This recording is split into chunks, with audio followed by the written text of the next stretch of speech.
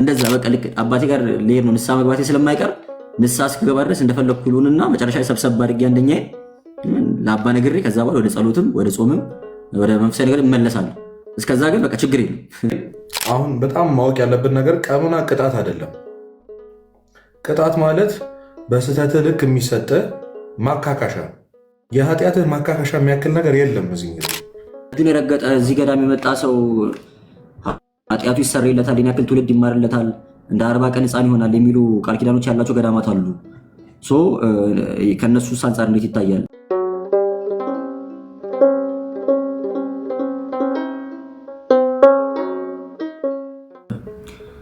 እንኳን አደረሳችሁ በድጋሚ ለእመቤታችን ለቅድስት ድንግል ማርያም በዓለ ዕረፍት እንኳን በሰላም በጤና አደረሳችሁ።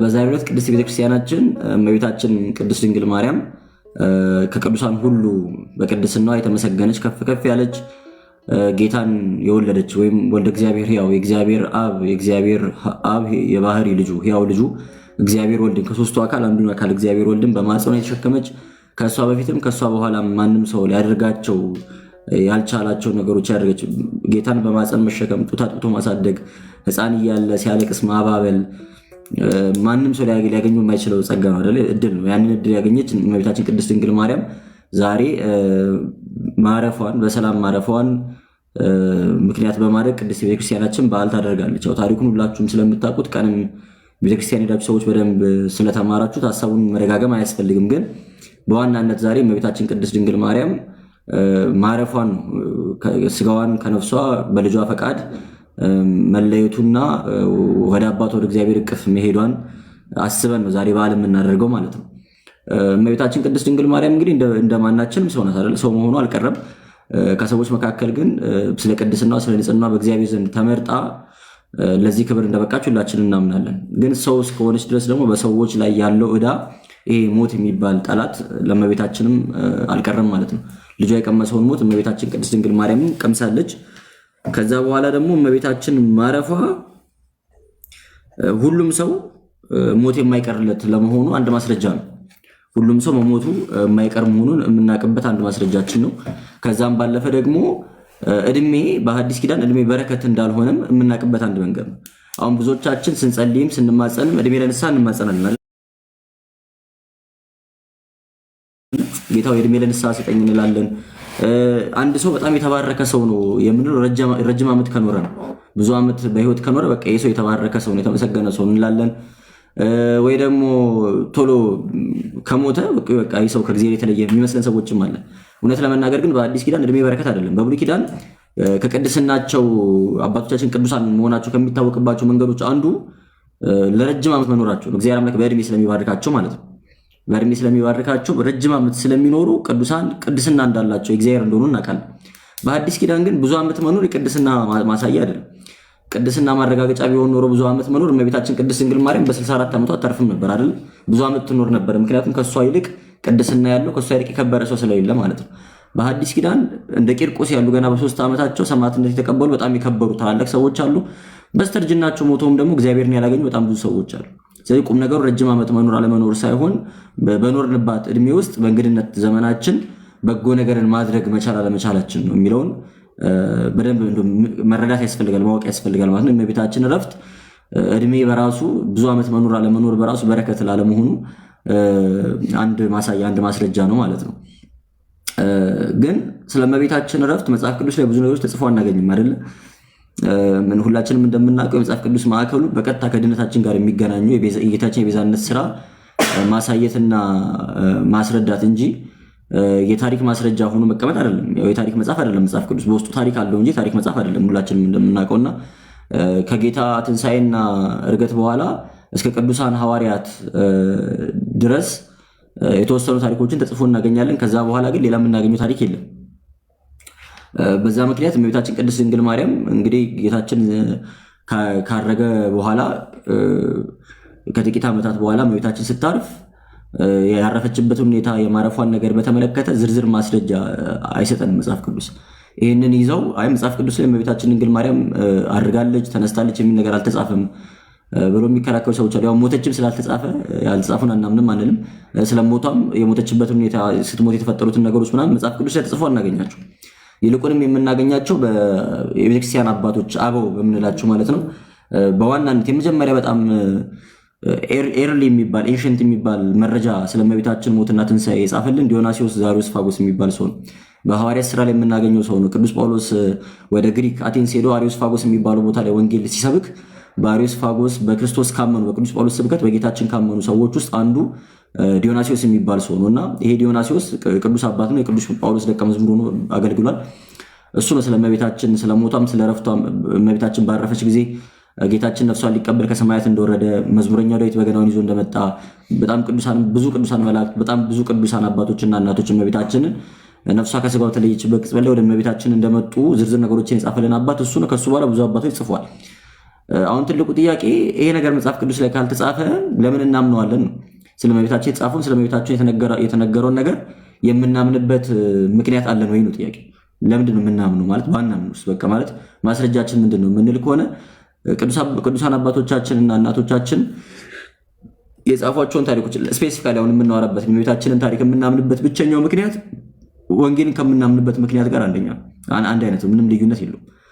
ወንጌላችንን የምናምነው የቤተክርስቲያናችን አባቶች ወንጌል ምን እንደሆነ የሚያውቁ ወንጌልን ከሐዋርያት በቀጥታ የተቀበሉ አባቶቻችን ለእኛ ስላስተላለፉት ነው አይደለ?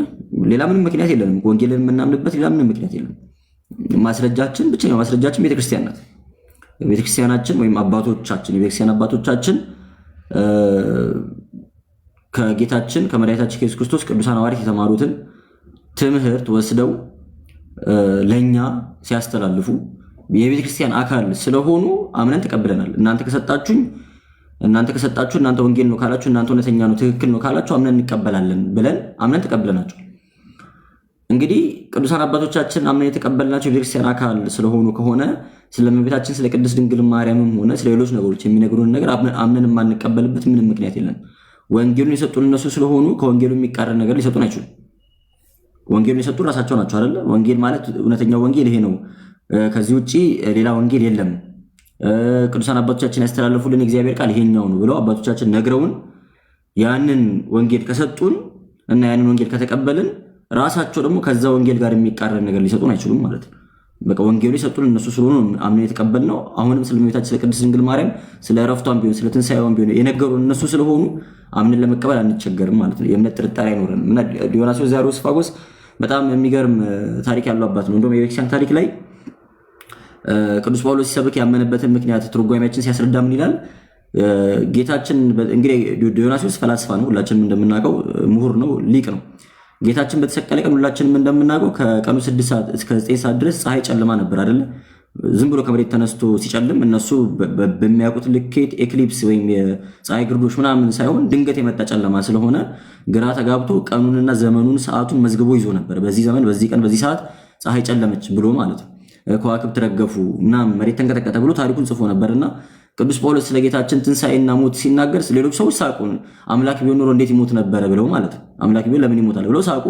ዲዮናስዮስ ዛሪዮስፋጎስ ግን ያቺን ታሪክ ያውቅ ስለነበር ቅዱስ ጳውሎስ ሞተ፣ ተሰቀለ፣ ሲሞት ፀሐይ ጨለመች፣ ጨረቃ ደም ለበሰች፣ ከዋክብት ረገፉ እያለ ሲናገር ይሄ ነገር ሲሆንማ እኔ ተመልክቻለሁ ብሎ ቀኑንና ሰዓቱን ከቅዱስ ጳውሎስ ጠይቆ ራሱ ከያዘው ማስታወሻ ጋር አስተያይቶ ነው ከዛ በኋላ እውነትም ይሄ የሚሰብከው ወንጌል እውነት ነው ብሎ ያመነው ይላል የቤተክርስቲያናችን ታሪክና ከዛ በኋላ እንግዲህ ከቅዱሳን ሐዋርያት ጋር ሆኖ ያገለገለ ስለ እመቤታችን ባረፈች ጊዜ በቦታው የነበረ እመቤታችን ስታርፍ በቦታው የነበረ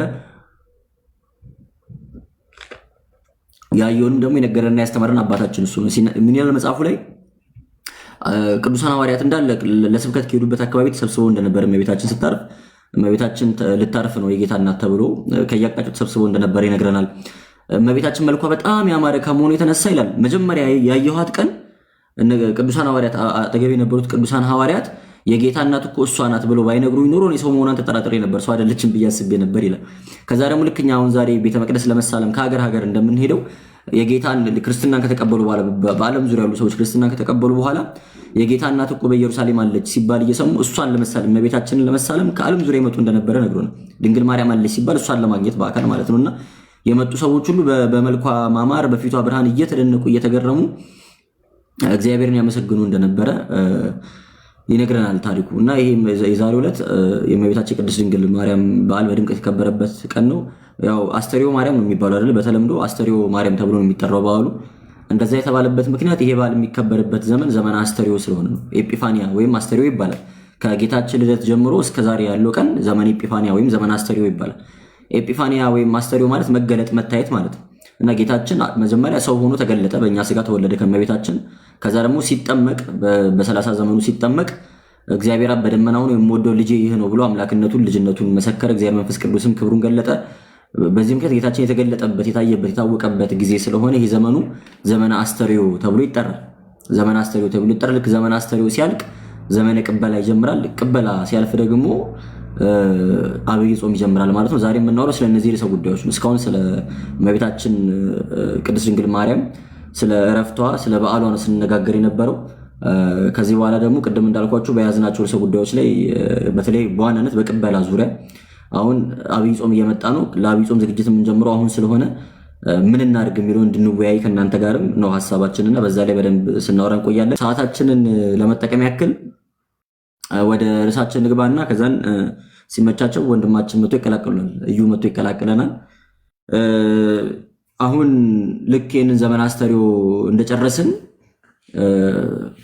የጌታ ጾም ወይም አብይ ጾም ከመግባቱ በፊት ጾመ ነነዌ ይገባል። ሁላችንም እንደምናውቀው ከሰኞ ጀምሮ እስከ ረቡዕ ድረስ ለ3 ቀናት ማለት ነው። በእኛ ቤተክርስቲያን አባቶች አስተምሮ ጾመ ነነዌ ከገባበት ቀን ጀምሮ አብይ ጾም እስከሚገባበት ቀን ድረስ ያሉት ጊዜያት ዘመነ ቅበላ ተብሎ ይጠራል። ምናልባት ሀሳብ እንዳይበተንና እንዳንረባበሽ ኮመንት ላጠፋ ነው። እሺ፣ ከዛ በኋላ ጥያቄዎች ምናምን ካሏችሁ ቅድም እንዳልኩት በመራሁት ቦት ላይ ቴሌግራም ላይ ገብታችሁ ጥያቄዎቻችሁ ማስቀመጥ ትችላላችሁ።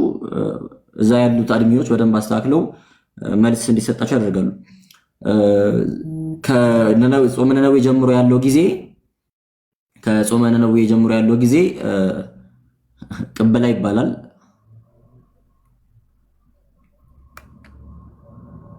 ይቅርታ እንዴ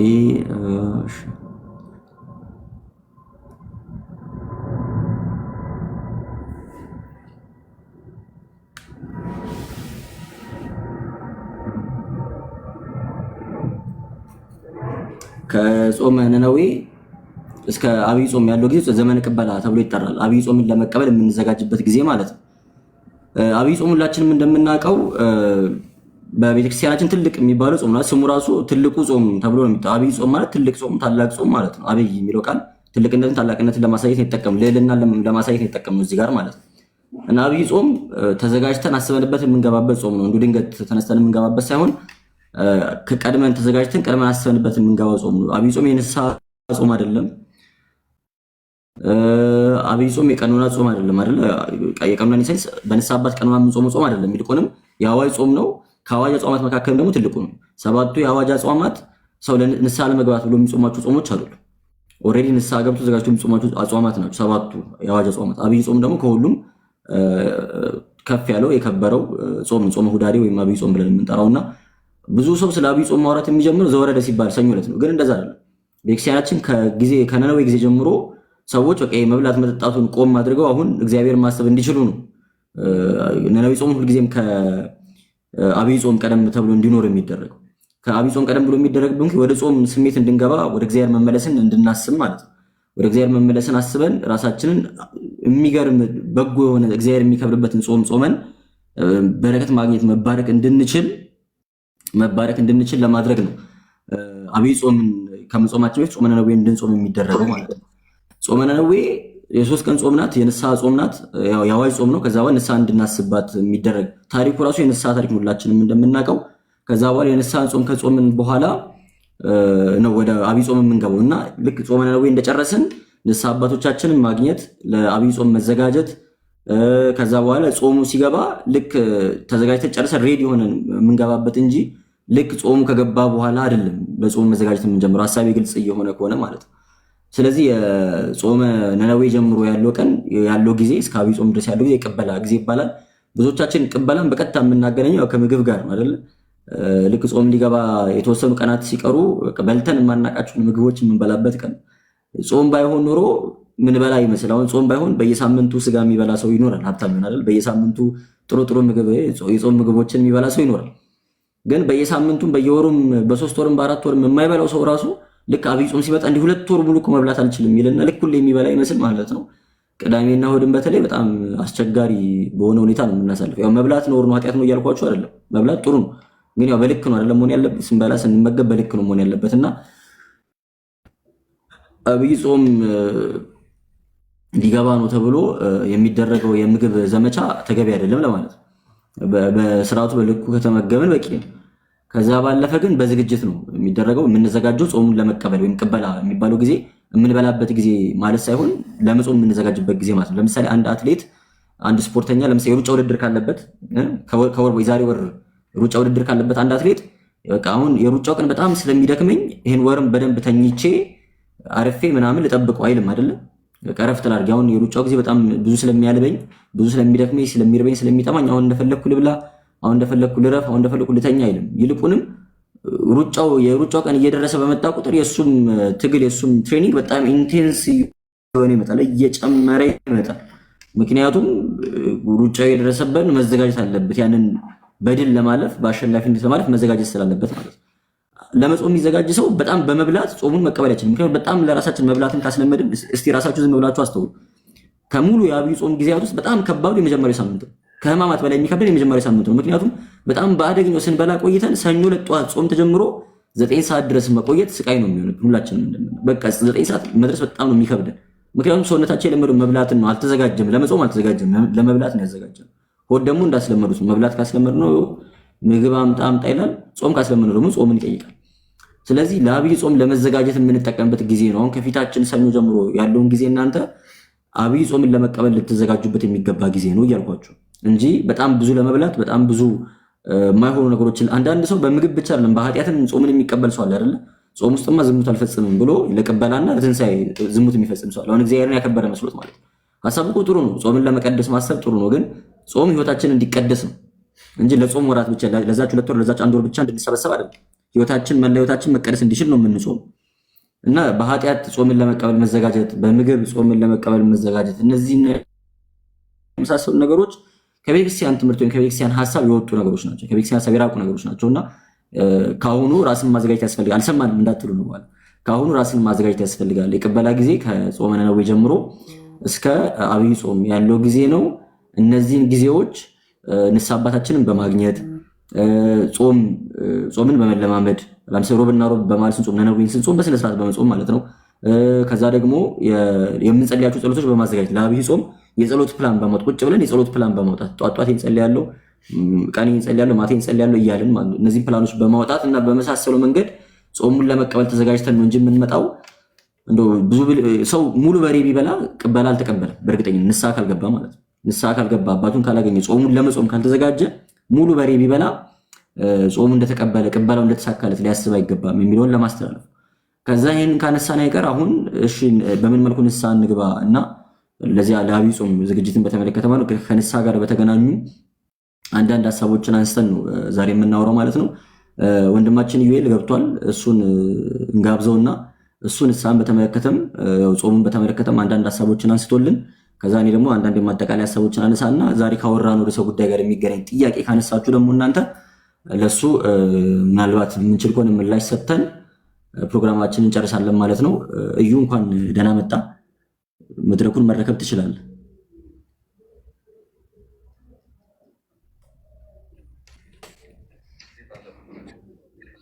እንዴት ነው? እግዚአብሔር ይመስገን። እንኳን አደረሰ።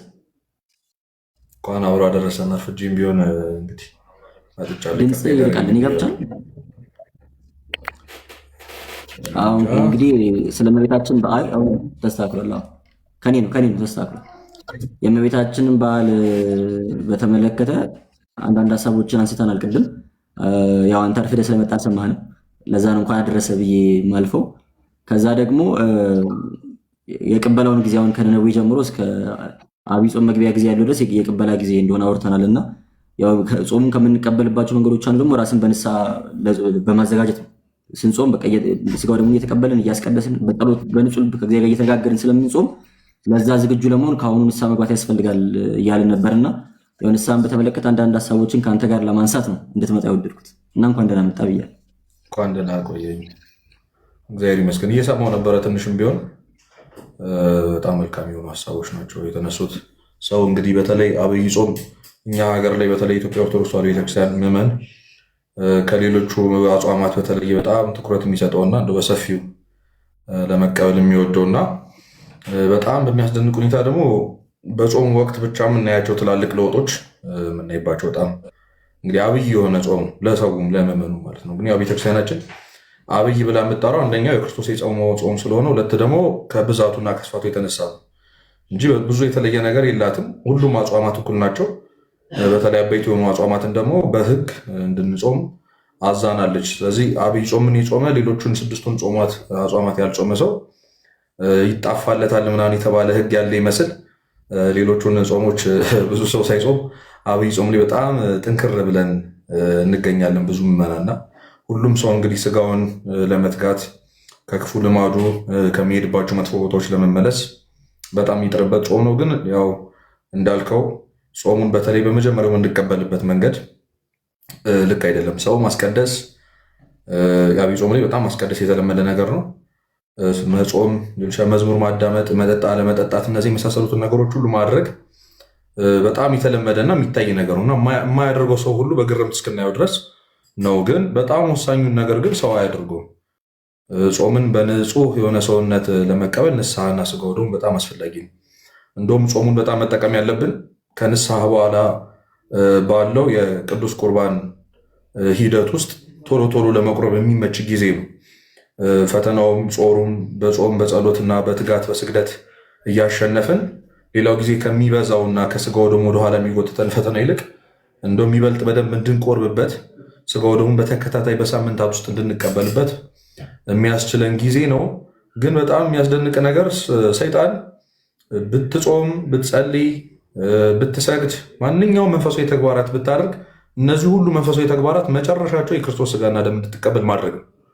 ሰው ራሱን ከኃጢአት የሚጠብቀው ሰው ንጹህ ለመሆን የሚታገለው መጨረሻ ላይ በዛ በንጹህ ሰውነቱ ስጋው ደግሞ መቀበል እንዲችል እና በዚህ ጾም ውስጥ ብታስቀድስ ምንም ላይመስለው ይችላል። ብትጸልይ ምናልባት 3 ቀን 40 ቀኑን ሙሉ ብትጾም ይሄ ጾም ወደ ንስሐ ማይመራ ከሆነ ወደ ስጋው ደግሞ ማይመራ ከሆነ ሰይጣን አንተን ከእነዚህ መንፈሳዊ ተግባራት ወደኋላ የሚያደርግበት ምንም ምክንያት አይኖርም።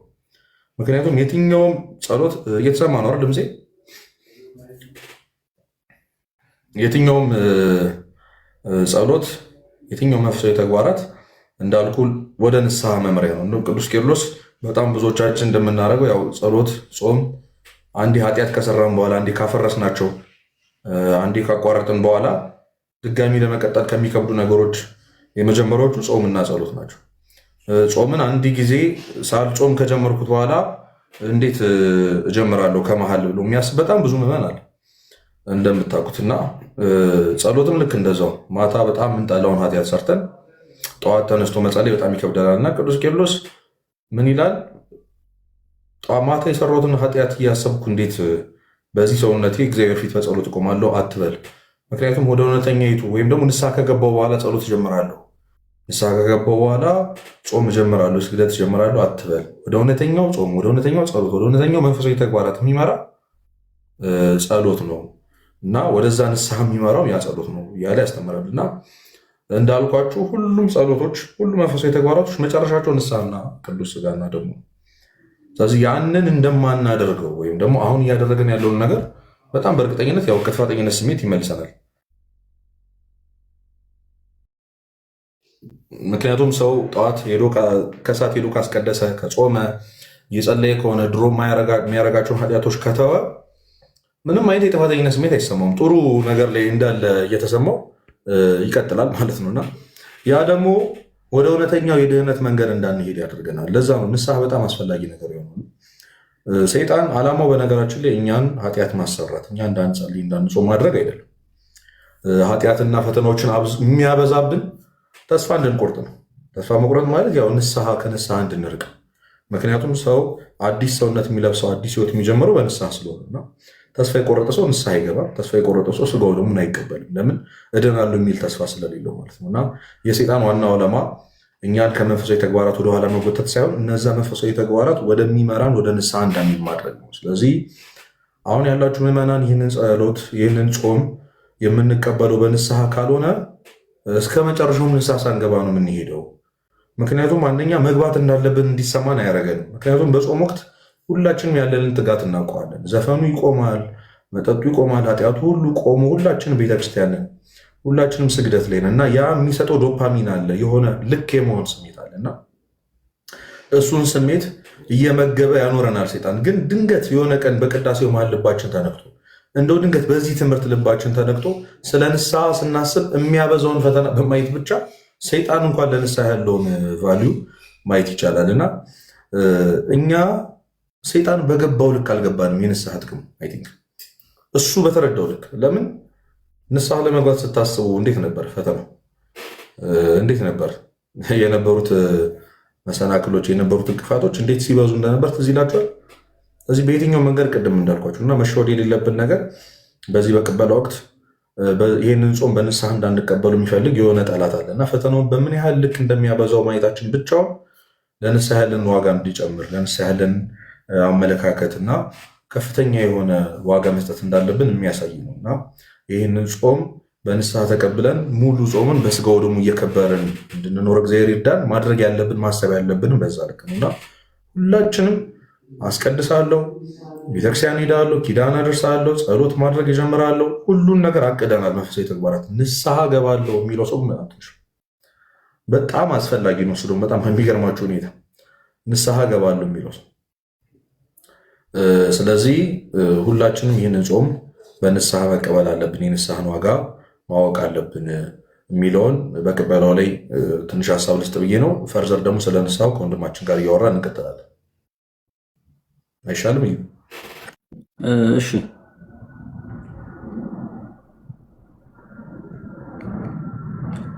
ጥሩ ነው። እግዚአብሔር ይስጥልን።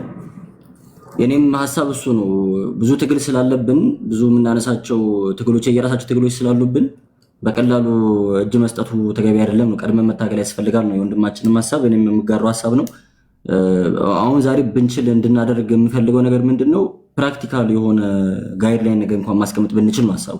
እሺ ምን እናድርግ? አሁን ተስማምተናል፣ ንስሐ ገብተን ተቀብለን ጾሙን ለመሄድ ተስማምተናል። እሱ ግን ዋትሻል እንዴት ነው የምናደርገው? እሱ እንዴት እናድርገው የሚል ሀሳብ ካለ እሱ ላይ የተወሰነ ነገር ማስቀመጥ እንድንችል ነው የኔ ሀሳብ ማለት ነው። አሁን መጀመሪያ ያለብን ንስሐ አባት የሌለው ሰው ንስሐ አባት ከመያዝ ነው። በቃ ንስሐ አባት የሌለን ምን ያክል ነው? አሁን ዛሬ ከምንዋሩ ሰዎች ውስጥ አክቹዋሊ ቋሚ የሆኑ ህይወታችንን የሚያውቁ ንስሐ አባት ያለን ምን ያክሎቻችን? ብዙዎቻችን ንስሐ አባት የለንም። አንዳንዶቻችን ልክ ንስሐ መግባት ስንፈልግ የሆነ ቤተክርስቲያን ወይ ገዳም እንሄድና እንገባለን። ከዛ በኋላ ያኝን አባት ደግመንም አናገኛቸው ማናውቀው ሰው ጋር ንስሐ የምንገባው። ይሄ ከጥቅም ጉዳቱ ነው የሚያመዝነው። ንስሐችን ተቀባይነት የለውም ምናምን አላላችሁም። እኔ ግን እግዚአብሔርን ማታለል ስለማንችል ከጥቅም ጉዳቱ ነው የሚያመዝነው። አክቹዋሊ ህይወታችንን የሚያውቁት በቃ ግልጥልጥ አድርገው ገመናችንን የሚያውቁ የተቀበልናቸው በቃ እስከ ጥግ የሚያውቁን የተቀበልን አባት ያስፈልጉናል። እንደዚህ አባት ያስፈልጉናል። እኚህን አባት ህይወታችን ውስጥ ማምጣት እኚህን አባት የሚያዝ ተገቢ ነው። እሳቸውን ከያዘን በኋላ ነው ሌላው ነገር የሚቀጥለውና የመጀመሪያው ቁም ነገር ንስሐ አባት የሌለ ሰዎች ንስሐ አባት የሚያዝ ነው። ስለዚህ እንደ መፍትሄ የሚጠቁሙን አንደኛ ከተማ ውስጥ ያለን ምዕመናን ስለሆነ ሁላችንም ከተማ ውስጥ የቤተክርስቲያን ችግር የለም ብዙዎቻችን ጋር እንግዲህ ከሀገር ውጭ ያሉትን ሳይመለከት ማለት ነው። ስለዚህ አጥቢያችን ቤታችን ቅርብ የሆነ ሁልጊዜ የምናስቀድስበት ሰርክ የምንጸልይበት የምንማርበት ቦታ አለ አይደለ? ቅርባችን ነው ቤተክርስቲያን፣ አጥቢያ ቤተክርስቲያናችን። እዛ በመሄድ የምንግባባቸው ሰዎች ካሉ በተለይ ሰንበት ተማሪዎች ወይ እዛ አገልጋይ ዲያቆናት፣ ካህናት የምንግባባው ሰው ካለ ወደ አንዱ ቀረብ ብለን ንስሐ አባት የለኝም የሚመክረኝ የሚያስተምረኝ ለእኔ የሚሆን ጥሩ አባት እፈልጋለሁ እና ንስሐ አባት አገናኙኝ ብሎ ከመጠየቅ ይጀምራል መጀመሪያ። ከዛ በኋላ እነዚህ ሰዎች ጥሩ አባት የሚያገናኙን ከሆነና እሺ የሚሉን ከሆነ ፈቃደኛ ከሆኑ ብዙ ስራ ቀለለ ማለት ነው። እንደዛ ማድረግ ማንችል ከሆነ ግን እያንዳንዱ ቤተክርስቲያን ውስጥ ቄሰ ገበዝ የሚባል አለ አይደለ? በየቤተክርስቲያኑ የሚኖሩ አባቶች አሉ። እነዚህ አባቶች ከቤተክርስቲያን አይጠፉም፣ ሁሌም ቤተክርስቲያን ናቸው።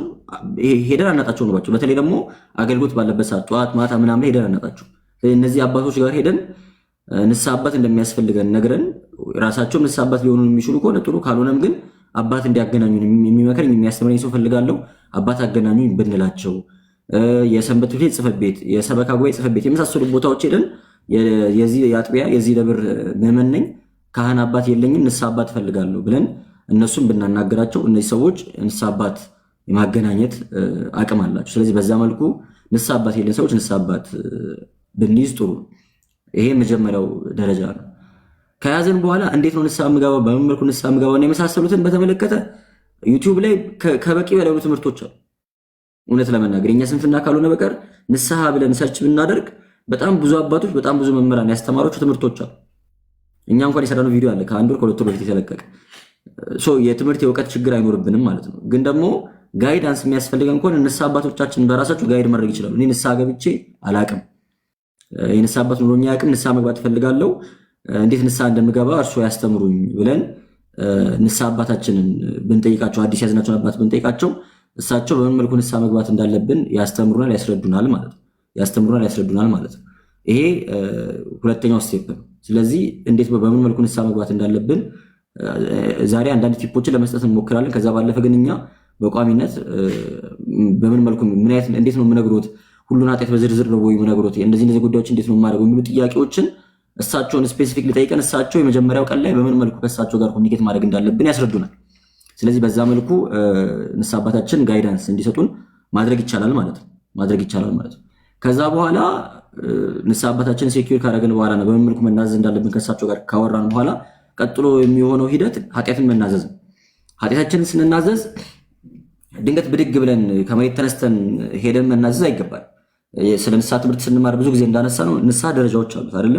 የመጀመሪያው ደረጃ በእግዚአብሔር ፊት ኃጢአትን መናዘዝ ነው። ካህኑ ጋር ከመሄዳችን በፊት እግዚአብሔር ጋር ሄደን እየጸለይን እያለቀስን ኃጢአተኛ በደለኛ መሆናችንን አምነን ኃጢአታችንን በደላችንን በእግዚአብሔር ፊት የምንናዘዝበት ጊዜ ያ የንስሐ ጊዜ ተብሎ ይጠራል።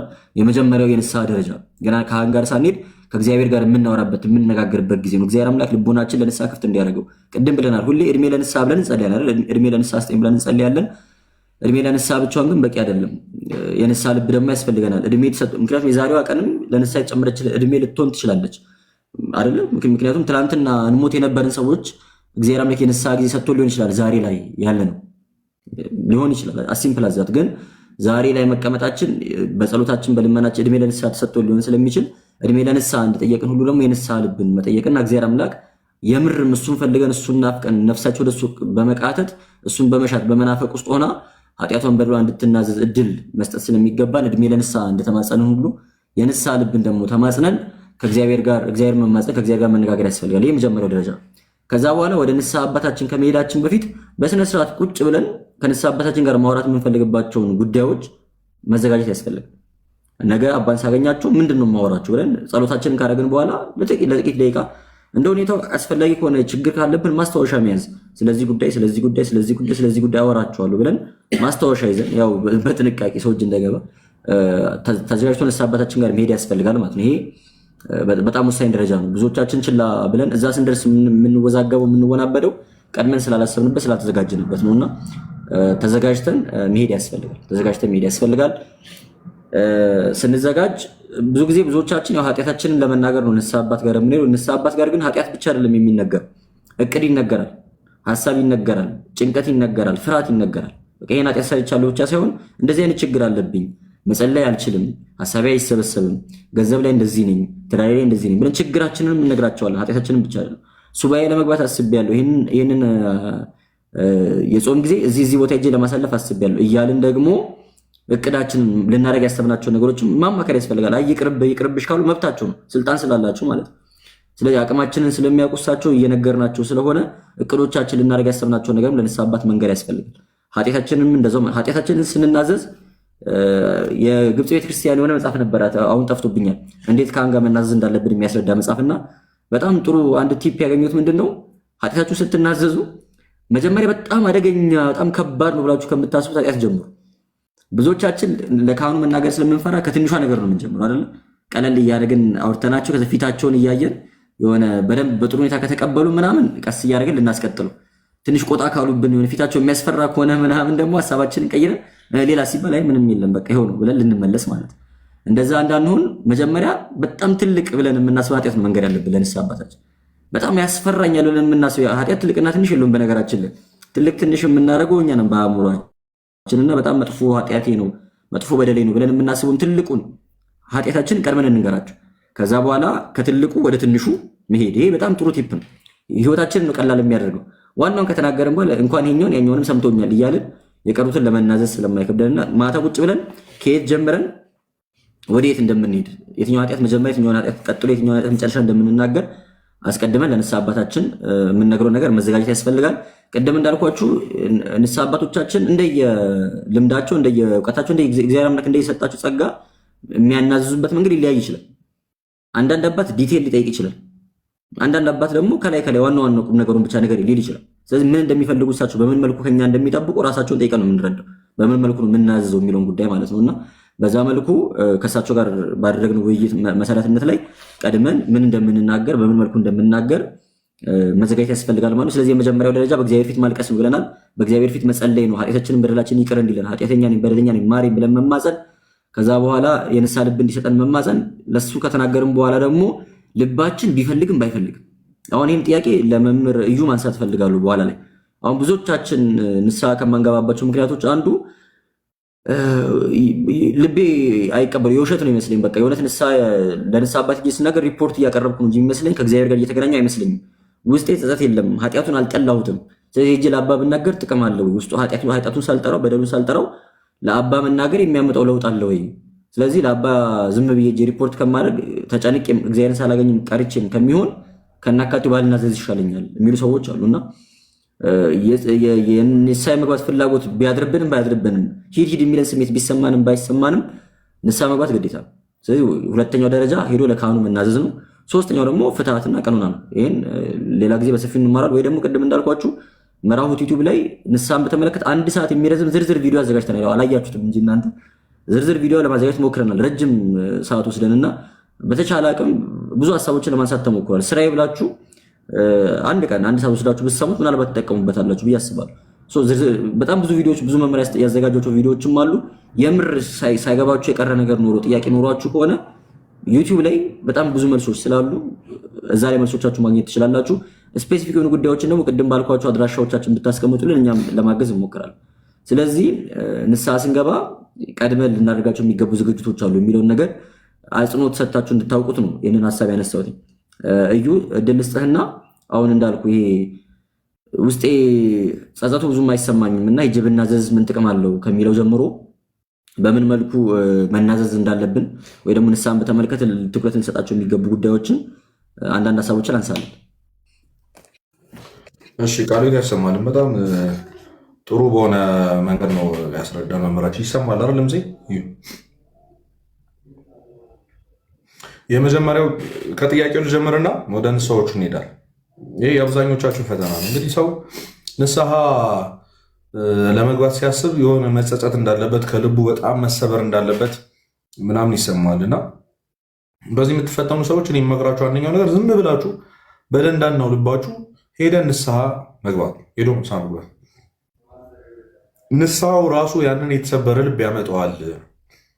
አሁን መምህራችን እንደነገራችሁ ከንስሐ በኋላ ከኑዛዜ በኋላ የሚሰጣችሁ ቀኖና አለ አይደል? የሚሰጣችሁ ቀኖና አለ እና ያ ቀኖና ጸሎት ሊሆን ይችላል፣ ጾም አለ፣ ስግደት አለ፣ መንፈሳዊ ተግባራት ናቸው፣ ምጽዋት፣ እነዚህ የመሳሰሉት ነገሮች ናቸው እና በነዛ ውስጥ መሰበርን ራሱ እግዚአብሔር ይሰጣል።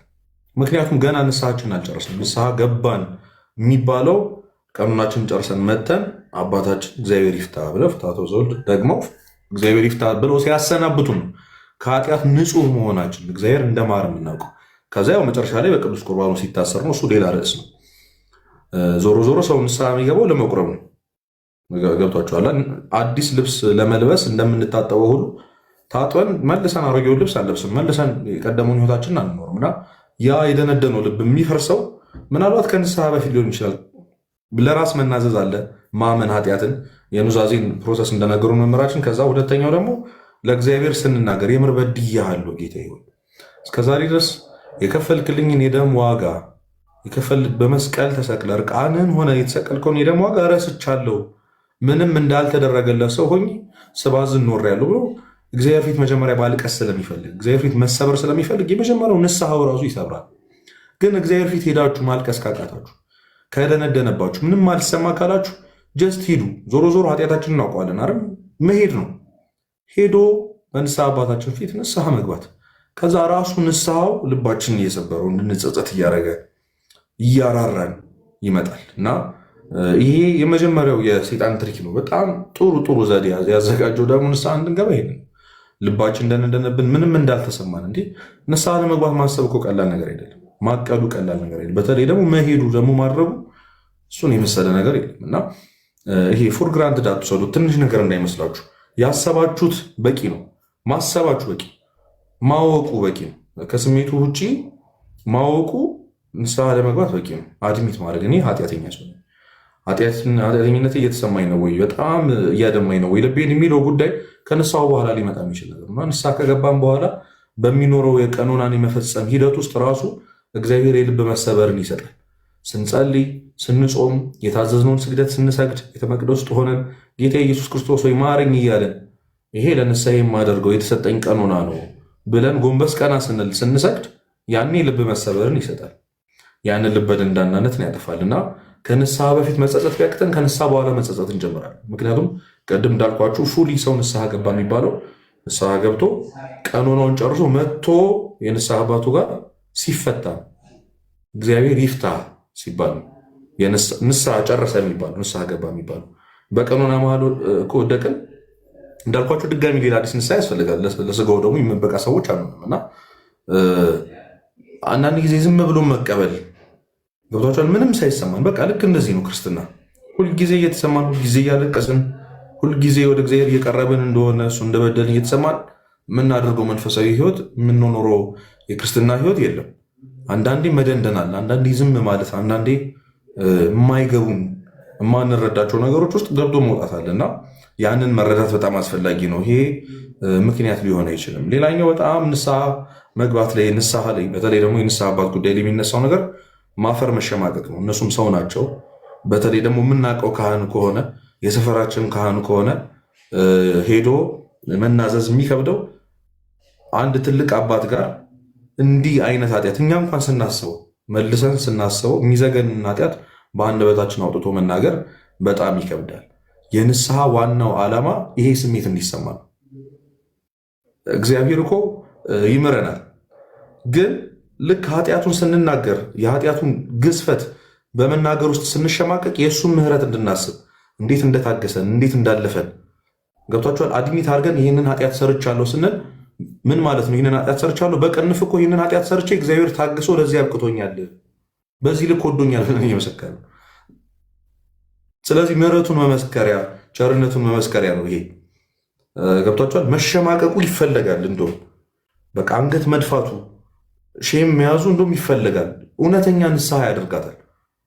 ፕራውድ እንደማናደርግ እግዚአብሔርን በመበደላችን ፈጣሪያችንን እርቃኑን ለእኛ ብሎ የተሰቀለውን ክርስቶስ ድጋሚ በምኞታችን በኃጢአታችን መስቀላችንን የሚያሳፍረን ነገር እንደሆነ ለእግዚአብሔር ማሳያችን። አይንተ እግዚአብሔር ካህናት የሚባሉት ለዛ ነው ካህን የሚያስፈራው። አንዳንድ ጊዜ እኮ ለምን እንወሻሻለን? አሁን መምህራችን ብንጠይቀው ዲኤም ላይ የሚላኩልን እንዲሆኝ የሚባሉ በጣም የሚከባብዱ ታሪኮች እኮ ለንስሐ አባት ቢነገሩ ንስሐ ናቸው። ገብቷችኋል አይደል? እና አንዳንድ ጊዜ ወጣት ስለሆነ ጓደኛዬ ስለሆነ ይረዳኛል ብለን የምናስበው ሰው ጋር ማውራት የማናፍረውን ነገር ካህን ጋር ሲሆን ግን ይከብዳል። የከበደን ራሱ የእግዚአብሔር አይን ስለሆነ በትክክል ለእግዚአብሔር እየነገር ነው ስለሆነ እና እኔ የራሴን ኤክስፔሪንስ ንገራችሁ። በጣም ንስሐ ለመግባት አስቸጋሪ ሰው ነበርኩኝ ዛሬ ብዙ ዓመትና ጓደኞቼ ይገርማቸው በጣም ተጨቅጭቄ ንስሐ የገባው ሰው በጣም ተጨቅጭቄ ነው የንስሐ አባት ያዝኩት። እሸማቀቅ ነበር እና የመጀመሪያ ቀን የንስሐ አባቴ ያሉኝ ምንድነው፣ ልጄ ካህን መሬት ነው፣ መሬት እንዲያደርግ ያለው ብትላት መልሳ ለምን እንዲያረክ እንዴት ታደርጋለህ ትልሃለች ወይ? ለሰው ውስጥ ትነግርብሃለች ወይ? ቀጣይ ቀን ስትመጣ ሳስታውሳ ታሸማቅሃለች ወይ አሉኝ። አይ ካህን መሬት ነው እና ለነዛ ካህናት ስትነግሯቸው እግዚአብሔር በራሱ በክህነቱ በኩል የሰጣቸው ጸጋ አለ። የሰማችሁ ነው። ይሄ ያለ መፍረድ ጸጋ፣ የመቀበል፣ የመስማት፣ የመርሳት። በእርግጠኝነት የንስሐ አባታችሁን ሄዳችሁ ብታይቋቸው ትዝ የማይሏቸው ብዙ ኃጢአቶች አሉ። ገብቷችኋል? ጸጋው የክህነቱ ጸጋው ራሱ መልሰው እንዲፈርዱ ያደረጋቸው ሰጥቷል። ያንን በጣም ብዙ የሚዘገንን የስንት ሰው የስንት ንስሐ ልጅ እንትን ሰምተው በሰላም ሲኖሩ ታያቸዋላችሁ። ቀላል እኮ አይደለም የሰው ህመም መስማት፣ የስንቱን እንባ መቀበል እና ተቋቁመው ሜንታሊ ጥሩ ሆነው ቆመው የምታዩቸው ራሱ ክህነቱ ጸጋው ስላለ ይህን ማሰብ ያስፈልጋል። ሁለተኛው ደግሞ በጣም ማሰብ ያለባችሁ ስለመሸማቀቅ ምናምን ስናስብ አንዳንዴ ጥሩ ችግር ነው አይደል የሚመረጠው። ይቅርታ፣ በጣም ጥሩ ችግር ነው የሚመረጠው። ሁሉም ነገር ችግር ነው፣ ግን የምንመርጠው ጥሩ ችግር ነው። አሁን የምንናገረውን ኃጢአት የምናፍረው ለመናገር የተሸማቀቅነውን ኃጢአት ነገ በማናውቀው ቀን በማናውቀው ቅጽበት ክርስቶስ ሲመጣ ለዓለም ሕዝብ ሁሉ የሚነበብ ኃጢአት ነው። የምታውቋቸው የምታፍሯቸው ሰዎች፣ ጓደኞቻችሁ፣ ቤተሰቦቻችሁ ተደብቀን የሰራናቸውን ኃጢአቶች እነሱ ይሰሙታል። እውነተኛው ማለታቸው በዓለም ሕዝብ ሁሉ ፊት ከመሸማቀቅ ኃጢአታችን ለዓለም ሁሉ ከመነገሩ በፊት ለአንድ ካህን ተናግሮ ስርየትን ማግኘት አይበልጥም? አይሻልም? የአንድ ጊዜ መሳቀቅ ለዘላለም ከመቃጠል በፍርድ ቀን ከማፈር ወደ ሴጣንና ወደ መልእክተኞቹ ወደሚባለው እሳት ከመላክ አይሻልም ብላችሁ አታስቡ? በጣም ይገርማል እኮ 30 ደቂቃ አይፈጅም እኮ። አሁን የሆነ ነገር ቅድም መምህራችን ሲያስተምር እየጻፍኩኝ ነበርና ይኸውላችሁ እዚህ ምድር ላይ በጣም ትልቅ ዋጋ ያለው ነገር ምንም ነገር ሊገዛው የማይችል ትልቅ ዋጋ ያለው ነገር ምንድን ነው ካላችሁ ንስሐ ነው። እዚህ ምድር ላይ ለማድረግ በጣም ቀላሉ ምንም ነገር የማይፈልገው ምንድን ነው ካላችሁ ደግሞ ንስሐ። በጣም ቫሉ ያለው ነገር ንስሐ ነው። በጣም ቀላሉ ደግሞ ንስሐ ነው። ሀብታም መሆን አይጠበቅባችሁ፣ ጤነኛ መሆን አይጠበቅባችሁ፣ ስራ ግዴታ አይደለም፣ ትምህርት ግዴታ አይደለም። የትኛውም አይነት ስታተስ መስፈርት ሰው እንዴት መፈለግ ብቻ መስፈርት ይሆናል። ስለፈለግክ ብቻ እኮ ነው ንስሐ የምትገባው። የንስሐ አባትን አባቴ ወይ በዚህ ቀን ላገኘው ትፈልጋለሁ። እሺ ልጄ ምን ነበር? ይሄን ኃጢአት ሰርቻለሁ፣ ይሄን አድርጊ፣ ተመልሰን መተን አድርጌ ጨርሻለሁ፣ እግዚአብሔር ይፍታሽ። ያን ሁሉ ኃጢአት እነዛን ኃጢአቶች ለማድረግ ያወጣነውን ኤነርጂ እንኳን እኮ ለማጥፋት ኤነርጂውን አንወስድም። እግዚአብሔር በምን ያህል ልክ ቀላል እንዳደረገው እንዴት እንድንድን እንደሚፈልግ እንዴት ወደ እሱ ለመመለስ መንገዱ እንዴት እንደጠራረገው ኃጢአት ለመስራት ያወጣነውን ገንዘብ ኃጢአቱን ለማጥፋት ስርየት ለማግኘት አናውጠው። ሁሉም ኃጢአት ኮስት አለው ሳንቦሻሽ። ሁሉም ኃጢአት ለመዋሸት እኮ መሳቀቅ ይፈልጋል እኮ። ስቅቅ ብለን ነው የምንዋሸው። ለመስረቅ ጉልበት ይፈልጋል፣ ገንዘብ ይፈልጋል፣ ማቀድ ያስፈልጋል፣ ብዙ ሌሊት መጨነቅ ያስፈልጋል። ከስርቆት በኋላ ሰላም የለም። ለዝሙት እኮ የሰው ህይወት ማበላሸት ይፈልጋል። ሁሉም ኃጢአቶች ኮስት አላቸው። ብቸኛው ኮስት የሌለው ኤነርጂ የማይፈልገው እነዚህን ኃጢአቶች እንኳን ስርየት እንድናገኝ የሚያደርገን ደግሞ ንስሐ። ደሞስት ሲምፕለስቲንግ ደሞስት ቫሉየብል ነገር ደግሞ ንስሐ። በጣም ይገርም። እግዚአብሔር መንገዱን ያቀለለበት መንገድ እኔ ሁልጊዜም ቢሆን ይደንቀኝ። ሁልጊዜ ሰው እንዴት በመናገር ብቻ ስንት ዘመን ሙሉ ላቡን ጠብ አድርጎ የሰራውን ኃጢአት በ30 ደቂቃ ስርየት ያገኛል። እግዚአብሔር በጣም እኮ ነው የሚደንቀው። ክርስቶስ በእያንዳንዱ ኃጢአት እርምጃዎችን ውስጥ ያሳለፈው ህመም ቢገባ እንዴት በቀላሉ እንዲህ እንድንመለስ እንደፈቀደ በጣም ግራ የሚያጋባ።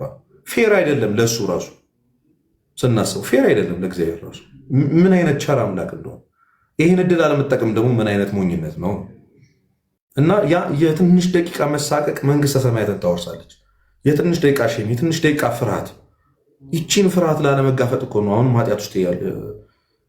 በጣም ንስሐ ገብቶ የምታውቁ ሰዎች እንግዲህ ኤክስፔሪንስ አላችሁ። ከንስሐ አባት ልክ ተናግራችሁ እግዚአብሔር ይፍታ ብሏችሁ ስትለያዩ ያለው ስሜት የሆነ ፊዚካሊ ነው የሚቀለው ማለት የሆነ በቃ የሚደንቅ ህይወት እኮ ነው። ከዛ በኋላ ከእግዚአብሔር ጋር ሰላም ሆኖ መኖር እንዴት ያለ ኮንፊደንስ የሚሰጥ ህይወት ነው። በጣም የሚገርምት። ይህንን ከሁሉ ነገር በላይ በዋጋ የሚበልጠውን ህይወት በትንሿ መሳቀቅ መግዛት እንችላለን። በትንሿ ማፈር፣ ትንሽ ደቂቃ ተሳቆ የንስሐ አባት ፊት የትኛውም ከአንድ ሰዓት በላይ እኮ አይፈጅም እኮ ንስሐ። ስንት ነገር አውርተን አይፈጅም። እኛ ስንናገር እነሱ መጨረሻ ላይ ሲመክሩን ቀኖና ሲሰጡን ከዛ እንለያያለን። ስንለያይ ግን ንጹሕ ሆነን ወደ እግዚአብሔር ልጅነት ተመልሰን የልጅነት ጸጋችን ተመልሶ ነው የምንመለሰው። እና የአብዛኞቻችን ፍርሃት መሳቀቅ ነው። በተለይ ደግሞ ንስሐ ገብተን አሁን በተደጋጋሚ የምንወድቅ ሰዎች አለን። በክፉ ልማድ ተይዘን ሁሉም ሰው ጾር አለበት፣ ሁሉም ቅዱስ ጾር አለበት። ሁላችንም በየቀኑ የምንዋጋው የሆነ ኃጢአት አለና ንስሐ ገብተህ በቀኖናው መሀል ወድቀህ እኮ እንዴትም ራስን ታግለህ ንስሐ አባትህ ጋር ስትሄድ ልጄ ለፍትሃት ነው ሲሉ ያሳቃል፣ ያስደነግጣል። አይ አባቴ ለንስሐ ነው፣ ድጋሚ ወድቅ ምን ማድረግ እንችላለን? ሌላ አማራጭ ቢኖረን እኮ እንሄድ ነበር። ሌላ አምላክ ቢኖረን፣ ሌላ መንገድ፣ የተሻለ ነገር ቢኖር እንሄድ ነበር። ግን ከእግዚአብሔር ውጭ ወዴት መመለሻ አለና ጻድቅ እንግዲህ 7 ጊዜ ቢወድቅ 7 ጊዜ ይነሳል፣ 8 ጊዜ ይነሳል እና ተነስተን እስከምንቀር ድረስ በወድቅ የምነሳለው እያሉ ብዙዎቻችን የንስሐ አባቶቻችን ዘግተናቸው ስልካቸውን ሳናነሳ መንገድ ላይ ስናያቸው መንገድ እየቀየረን የምንሄደው በተደጋጋሚ በወደቅ ነው። ተይ ይሄንን ሰው፣ ተይ ይሄንን ኃጢአት፣ ተው ይሄንን ብለው በመከሩም ነገር ነው። ግን እግዚአብሔር እንደማይሰለቸው የንስሐ አባቶቻችን እነሱም አይሰለቻቸውም። ይህንን ማወቅ አለባቸው። ምክንያቱም ቅድም እንዳልኳችሁ የእግዚአብሔር ዓይን ናቸው። እነሱ ልጄ ያሉ የሚጠሩን እግዚአብሔር ልጄ በሚልበት መንገድ ነው እና መሳቀቁን ቅድም የተባለው የልብ ደንዳንነቱን አሁን ደግሞ ያልኳችሁን በተደጋጋሚ ኃጢአት ወድቆ ተደጋጋሚ ጊዜ ንስሐ ለመግባት መሞከሩን ትንሽ የምንከፍለው ዋጋ ነው። በጣም ለትልቁ ዋጋ በጣም የምንከፍለው ትንሹ ቀላሉ ዋጋ ናት እና ይህንን ማሰብ ኮንሲደር ማድረግ በጣም አስፈላጊ ነው ብዬ አስባለሁ። እዩ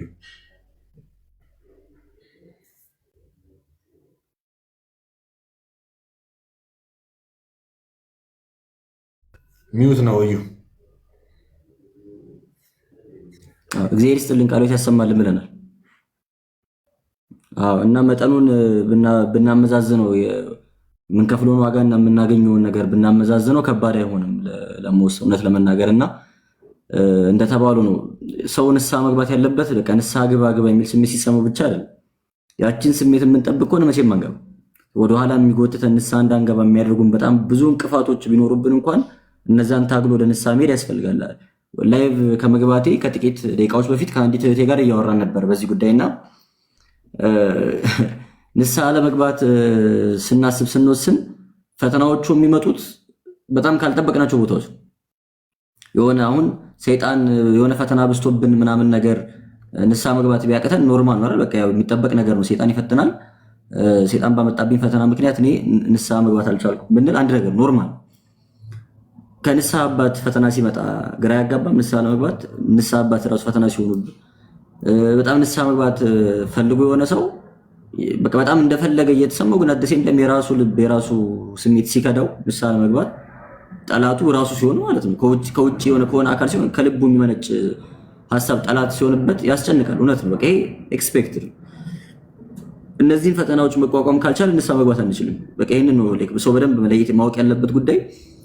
ቅድም ካልኳችሁ ሰው ጋር እህት ጋር ስናወራ ከንስሐ አባቷ ጋር ትቀጣጠራለች። እሷ ትሄዳለች፣ ንስሐ አባቷ ይቀራሉ። ትጠብቃቸዋለች። 1 ሰዓት 2 ሰዓት ያረፍዳሉ። ተቀጣጥረው ይረሳሉ። 2 3 4 ከሞከረ በኋላ የሆነ ሰው ይሰለቻል አይደል? በቃ ምንድነው ከዚህ በላይ ምንድነው? በቃ ምን እዳለብኝ ያሰኛል። ወይ ደግሞ እግዚአብሔር በቃ ንስሐ እንድገባ አልፈቀደም እንልና ፈቃድ እግዚአብሔር አይደለም ተብሎ ለመቶ። በነገራችሁ ላይ ፈቃድ እግዚአብሔር እንደሆኑ በቃ በግልጽ የታወቁ ነገሮች አሉ። ንስሐ እንድንገባ እግዚአብሔር ፈቅዷል። ስጋው ደግሞ እንድንቀበል እግዚአብሔር ፈቅዷል። እንደ አዲስ መፍቀድ አይጠበቅበትም። እንደ አዲስ መጸለይ መለመን በቃ ፈቀድልኝ ማለት ተፈቅዶልናል። ስንጸልይ የምንጸልየው እሱ እንዲፈቅድልን ሳይሆን እኛን እንዲያስችለን እኛ ለራሳችን መፍቀድ የምንችል እንዲያደርገን ማለት ነው።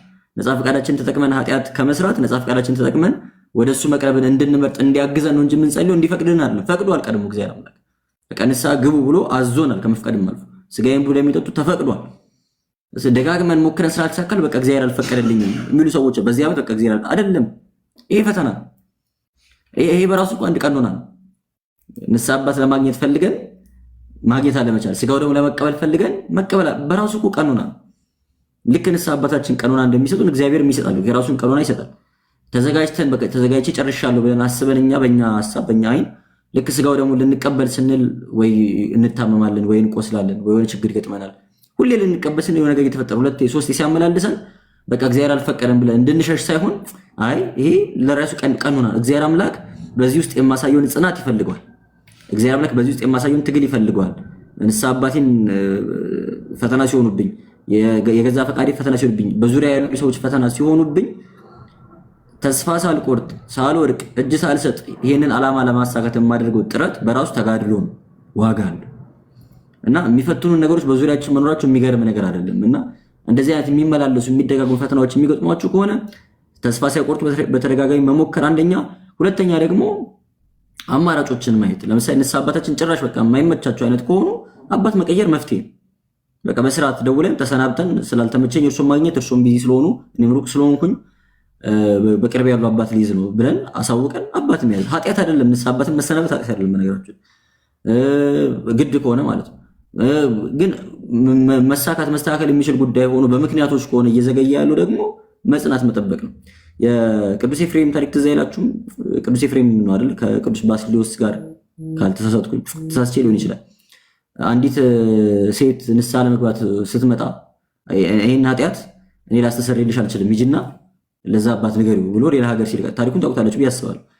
እኔ ጋር ንስሐ እኔ በጣም ደካማ ሰው ስለሆንኩኝ እኛ አባት እኚህ ካህን እዛ ሀገር ያሉት ካህን በጣም ቅዱስ አባት ናቸው እና እሳቸው ጋር ሂጂ፣ እሳቸው ይጸልዩልሽና ከኃጢአትሽ ትላቀቂያለሽ ብሎ ይልካታል። ውዳሴ ማርያም ትርጓሜ መቅደም ላይ ያለ ታሪክ። ያኛው አባት ደግሞ እንደገና አይ ይህንን ኃጢአትም ማን ያሉን ቅዱስ ኤፍሬም ይሻላል ሂጂ እሱ ጋር ይላታል መልሶ ማለት ነው። አሁን እንደ ሰው ስናስብ ያበሽቃል አይደል? ምንድን ነው እንደዚህ አይነት እንትን በቃ አይገላግሉኝም እንዴ ምናምን ያሰኛል። ግን ደግሞ እነዚህ አባቶች ለካ በውስጡ እያስተማሩት ያለው ትምህርት አለ። መመላለሷ ሳትበሳጭ ተስፋ ሳትቆርጥ መሄዷ በራሱ ዋጋ አለው ማለት ነው። በነገራችን ላይ ማናችንም ለማማረር መብት የለም። ኃጢአቱ የኛ ነው። ንስሐ በመግባታችንም ደግሞ ዋጋ የምናገኘው እኛው ነን። እያንዳንዱ ድርጊታችን ኮንሲኩዌንስ እንዳለው ማወቅ ያስፈልጋል። ንስሐ አባቶቻችን ቢያስቸግሩ ምናምን ነገር እነሱ ላይ ለመፍረድ እነሱን ለማማረር ለመሳደብ ምናምን መብት የለን። በቃ የኃጢአቴ ውጤት ነው ይበለኝ፣ ጌታ ምሕረቱን ይላክልኝ እያልን ቀኑን እንጠብቃለን እንጂ እነሱን ሰበብ አድርገን እነሱ እንደዚህ ስላደረጉኝ በቃ ከዛሬ በኋላ ምናምን ብለን እነሱን ምክንያት አድርገን ለመተው ለመሸሽ መብት የለን። የሆነ ልክ እንደ ባለመብት የምንቆጣው የምንበሳጨው ነገር ተገቢ አይደለም ለማለት ነው። መታገስና መታገል ይፈልጋል። አይ ዛሬ ባይሳካ ነገ ይሳካል፣ እግዚአብሔር ሲፈቅድልኝ ይሆንልኛል እንጂ እንዲሁ በከንቱ አይቀርም እያለን መታገላችን ዋጋ አለው። ዋጋ የሌለው ነገር አይደለም እና ንስሐ ለመግባት ስንፈልግ አይ ቆይ አሁን ኃጢአቱን ሳጠላው ሳትጸጸት ምናምን እያለ ወይ ደግሞ ቅድም እንዳልነው ውጫዊ በሆኑ ምክንያቱ ከንስሐ አባት ጋር ምናምን በተገናኘ ወደኋላ የሚጎትቱ ነገሮች ካሉ እነሱን መታገል ያስፈልጋል የሚለውን ለማንሳት ነው። እና ደግሞ አንድዩ የተናገሩ ሀሳብ ላይ አጽንኦት ለመስጠት ያክል ጸሎት። አሁን ብዙዎቻችን ልክ ኃጢአት ስንሰራ እንደኔ ከሆናችሁ ምናልባት እንግዲህ ልክ ኃጢአት ስንሰራ ንስሐ እስክንገባበት ጊዜ ድረስ ያለውን ለምሳሌ ዛሬ ሐሙስ ነው ወይ ሮብ ዕለት ተነስቼ ኃጢአት ብሰራ ንስሐ አባቴን የማገኘው እሑድ ከሆነ በቃ ከሐሙስ እስከ እሑድ ያለችዋን ቀን ነፃ እንደሆንኩኝ ነው የማስበው አይደል? ፐርጅ የሚል ፊልም አለ፣ ህግ የሌለበት እንደፈለገን የምንሆንበትና እንደዛ በቃ ልክ አባቴ ጋር ልሄድ ነው ንስሐ መግባቴ ስለማይቀር ንስሐ እስክገባ ድረስ እንደፈለግኩ ይሉንና መጨረሻ ሰብሰብ አድርጌ አንደኛዬ ለአባ ነግሬ ከዛ በኋላ ወደ ጸሎትም ወደ ጾምም ወደ መንፈሳዊ ነገር እመለሳለሁ። እስከዛ ግን በቃ ችግር የለም ኃጢአቴን በቃ አንዴ መናገር አይቀርም እያልን ማለት ነው። ይሄ በጣም በጣም መጥፎ ሳይክል ነው። ልክ ከንስሐ ገባ ወደ ንስሐ አክቹዋሊ መቅረብ እንዳንችል እግዚአብሔር መፈለግ ልባችን እንዳይጸጸት እግዚአብሔር እንዳይፈልግ ከሚያደርጉ ችግሮች አንዱ ይሄ እና ንስሐ ከገባ በኋላ ጸልያለሁ። አቡነ ሽኖዳ ሳልሳዊ ይመስሉኛል በረከታቸው ይደርብንና ንስሐ ከገባ በኋላ ጸልያለሁ አትበል፣ ምክንያቱም የእውነተኛ ንስሐ በሩ ራሱ ጸሎት ነው ይላል። በቃ ንስሐ ከገባ በኋላ የምጸልየው የምትል ከሆነ መቼም አትጸልይም። የእውነተኛ ንስሐ ብሩ ጸሎት ነው። መጸለይ ከጀመርክ ነው የምርም ንስሐ መግባት የምትችለው። መጸለይ ከጀመርክ ነው የምርም እግዚአብሔርን ማግኘት የምትችለው እንጂ አይ በቃ ንስሐ ገባ በኋላ ጸልያለሁ የምትል ከሆነ እውነተኛ ንስሐን እንኳን መግባት አትችልም ይላሉና መጸለይ ያለብን አክቹዋሊ በጣም የምንበሳ ነው። ጸሎት መድኃኒት አይደለ? ከእግዚአብሔር ጋር የምንገናኝበት ከእግዚአብሔር ፈውስን የምናገኝበት መድኃኒታችን። መጸለይ ያለብን በኃጢአት በታመምን ጊዜ ነው፣ በዳንን ጊዜ አይደለም። የምር ንስሐ መግባት የሚፈልግ ሰው ንስሐ ከመግባቱ በፊት ነው መጸለይ መጀመር ያለበት። ንስሐ ከገባ በኋላ አይደለም ጸሎትን የሚጀምረው። የምር ከእግዚአብሔር ጋር መታረቅ የሚፈልግ ሰው ንስሐ ከመግባቱ በፊት ነው መንፈሳዊ ምግባራትን የሚጀምረው፣ የሚሰግደው፣ የሚጾመው፣ የሚጸልየው። የግድ ንስሐ ገብቶ ከጨረሰ በኋላ መሆን የለበትም። ስለዚህ በቃ ለምሳሌ ጾም እየጾማችሁ አብይ ጾም ላይ ወይ የሆነ ጾም ላይ ገና ጾም ላይ ምናምን ተሳስታችሁ የጾም ምግብ የፍስክ ምግብ በልታችሁ ታውቃላችሁ? ጾም ያለው ምግብ እንቁላል፣ ስጋ ምናምን ነገር። ከዛ ምንድን ነው የምታደርጉት? ያንን ከበላ እዩ ምንድን ነው የምታደርገው? በጾም ቀን እንቁላል ምናምን ብበላ እና አማራጭ አለኝ እጄና ዘዟለሁ። እስክትናዘዝ ትበላለህ ወይስ ትተዋለህ? እሱ ከባድ ነው። ምን መሰለህ እየበላ ልክ ቅቤ እንዳሉት እዚህ ይላል ጾማል። አሁን ትክክለኛው እርምጃ መሆን ያለበት ወይኔ ብለህ መተው ነው ምግቡ። አሁን ኦልሬዲ ስለበላው ልጨርሰው አትልም። ትተወውና ከዛ በኋላ ንስሐ አባትን አግኝተህ ንስሐ ትገባለህ። ብዙዎቻችን ግን የምናደርገው ቆይ ነገ መጠመቂያ ቀን ነው፣ ስለዚህ ዛሬ አንድ ያፍሻለሁ ልብላ ነው። ገብቶሃል? ክርስቲያናዊ ያኬድ አይደለም። ትተወዋለን። ስለጀመርከው መጨረስ አለብህ ማለት አይደለም። የሆነ ኃጢአት ስለሰራ ማድረግ አለብህ ማለትም አይደለም። ኢንጀነራል ማለት ነውና ትተወውና ታቆመውና አማትበህ ጸሎትን አድርገህ ጌታው ይቅር በለኝ ብለህ ንስሐ አባት ጋር ስትሄድ ደግሞ ትጠመቃለህ። ዛሬ እኔ ሐሙስ ዕለት ለምሳሌ ጾም ቢሆን አብይ ጾም ውስጥ በሆነ ዛሬ ሐሙስ ዕለት እኔ የፍስክ ምግብ ብበላ አባቴ ደግሞ አግኝቼያቸው የሚያጠምቁኝ ወይ የሚረጩኝ ማጥመቅ ሰው የሚረጩኝ ቅዳሜ ወይ እሁድ ከሆነ እስከ ቅዳሜ እስከ እሁድ በቃ ጾም ማለት አይደለም። አፍርሳ መጾም አትችልም አትባል። አሁን እየበላ ታቆምና ጾምን ትቀጥላለህ። ከዛ በኋላ ነገም ትጾማለህ፣ ዓርብም ትጾማለህ፣ ቅዳሜ አባ ጋር ትረጫለህ። አንድ ቀን ኃጢአት ስለሰራ አንድ ቀን ስለተሳሳትክ ቀጣዮቹን ቀን መሳሳት አለብህ ማለት አይደለም። ወይ ደግሞ ቀጣዮቹን ቀን የምትሰራው ጽድቅ አይቆጠርም ማለት አይደለም። ይሄንን በጣም አጽንኦት መስጠት ያስፈልጋል። ስለዚህ ኃጢአት ከሰራን በኋላ በቃ ንስሐ ስገባ ጸልያለሁ ብለን ወደኋላ ማለት የለብንም። ንስሐ ስገባ ቤተክርስቲያን ሄዳለሁ ብለን ወደኋላ ማለት የለብንም። ንስሐ ስገባ አስቀድሳለሁ ብለን ወደኋላ ማለት የለብንም። ለምንድን ማታስቀድሹ? መቅደስ ማገቢው ኃጢአት ሰርቻለሁ፣ ቤተክርስቲያን መሄድ አልችልም። ለምንድን ማትጸልየው? እኔ አሁን በጣም ኃጢአተኛ ስለሆንኩ የጸሎት ስሜት አይሰማም። እኔ አሁን ፐርሰናሊ የሚሰማኝ ስሜት እሱ ነው። ቅድም እዩም ብለዋል። ሰው የሚጠላውን ኃጢአት ከሰራ በኋላ ተነስቶ መጸለይ ከቻለ በጣም ጎበዝ ክርስቲያን፣ በቃ ክርስትና የገባው ሰው። ባለፈውም ላይቭ ስንገባ ብያቸዋል። ኃጢአት በደል ከሰራን በኋላ መጸለይ መቻል በጣም ትልቁ የክርስትና በቃ ስቴፕ ነው። በጣም ገብቶናል ማለት ነው። ምክንያቱም ልክ ኃጢአት ስንሰራ ልክ መንፈሳዊ ዝለት ሲገጥመን መጀመሪያ የሚሰማን ስሜት መንፈሳዊ ነገሮችን መጥላት። መጸለይ ያስጠላናል። እንኳን መንፈሳዊ ነገር መንፈሳዊ ሰው ያስጠላናል ብለን ለባለፈው በቃ መንፈሳዊ ነገሮች ሁሉ ያስጠሉናል። ትልቁ ልንወስድ የምንችለው እርምጃ ልክ ኃጢአት ከሰራን በኋላ ተነስቶ መጸለይ ይቅር በለኝ ማለት ነው። ልክ መጸለይ በምንችልበት ሰዓቱ። ልክ እኛ ግን ቀን ኃጢአት ከሰራን ማታ ጸሎታችንን መጸለይ ኃጢአቱን ተውት። ማታ ከመኝታ በፊት ከሆነ የምትጸልዩትና ከጸሎት በፊት ፊልም ማየት ልምድ ካላችሁ ወይ መጽሐፍ ማንበብ ልምድ ካላችሁና ፊልሙ በጣም መጥፎ ከሆነ በጣም ግድያ የበዛበት መወጋጋት፣ መገዳደል የበዛበት የሚያስጨንቅ ወይ ዝሙት የበዛበት አይነት ፊልም ከሆነ ፊልሙን ዘግተን ተነስተ መጸለይ ይከብደናል። እኛ እኮ ምንም አላደረግም ፊልም ያየን፣ ግን ፊልሙን ዘግተን ተነስተ መጸለይ ግድያ ያለበት ድብድብ ያለበት ፊልም ካየን በኋላ መጸለይ ይከብደናል። በቃ ስሜቱ ስለሚጋጭ ማለት ነው። ትልቁ ግን መንፈሳዊ ልምምድ ልናደርገው የሚገባው ነገር እንደውም ክፉ ነገሮችን ካደረግን በኋላ ነው መጸለይ ያለብን። ተነስተን ቶሎ ዲቶክስ ማድረግ ያለብን ማለት ነው። ሰው በረኪና ከጠጣ በኋላ ቶሎ ወተት ይሰጠዋል አይደል? መርዙን እንዲያረክሰው ማለት ነው እንጂ በቃ ዳይጀስት ሆኖ ይወጣ ምናምን አይባል። ልክ ኃጢአት ከሰራን በኋላ ቶሎ ማርከሻውን ጸሎት መሞከር አለብን እንጂ ምንም መጥፎነት ቢሰማን፣ ምንም ድካም ቢሰማን፣ ምንም እግዚአብሔር የሚሰማን ባይመስለን የምንናገረው ቃል እግዚአብሔር የሚቀድስ ስለሆነ ከመጸለይ ወደኋላ ማለት የለብንም፣ መድከም የለብንም።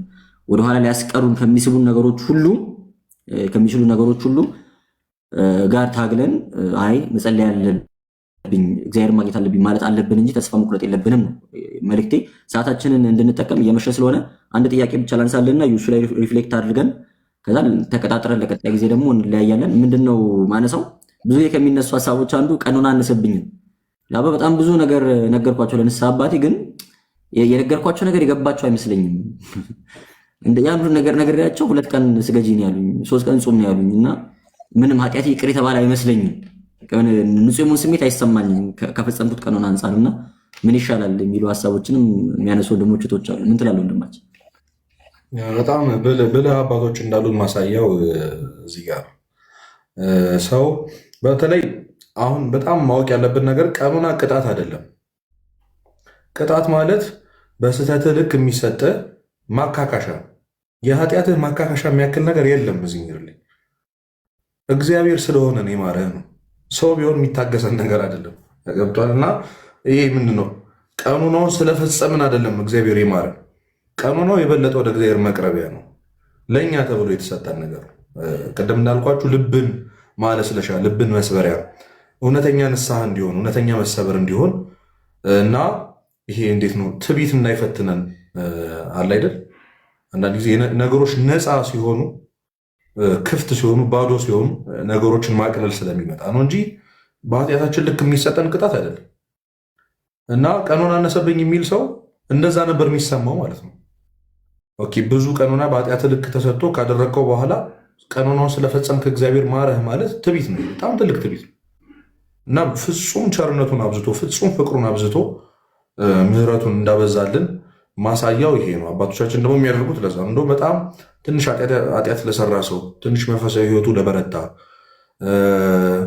በትናንሽ ኃጢአቶች ብቻ ይሄ እንዴት ነው ብዙ ጾር የሚያስቸግረው ብዙ ክፍል ማድ ውስጥ ያልገባ ሰው እንደው ብዙ ቀንማ ይሰጠዋል።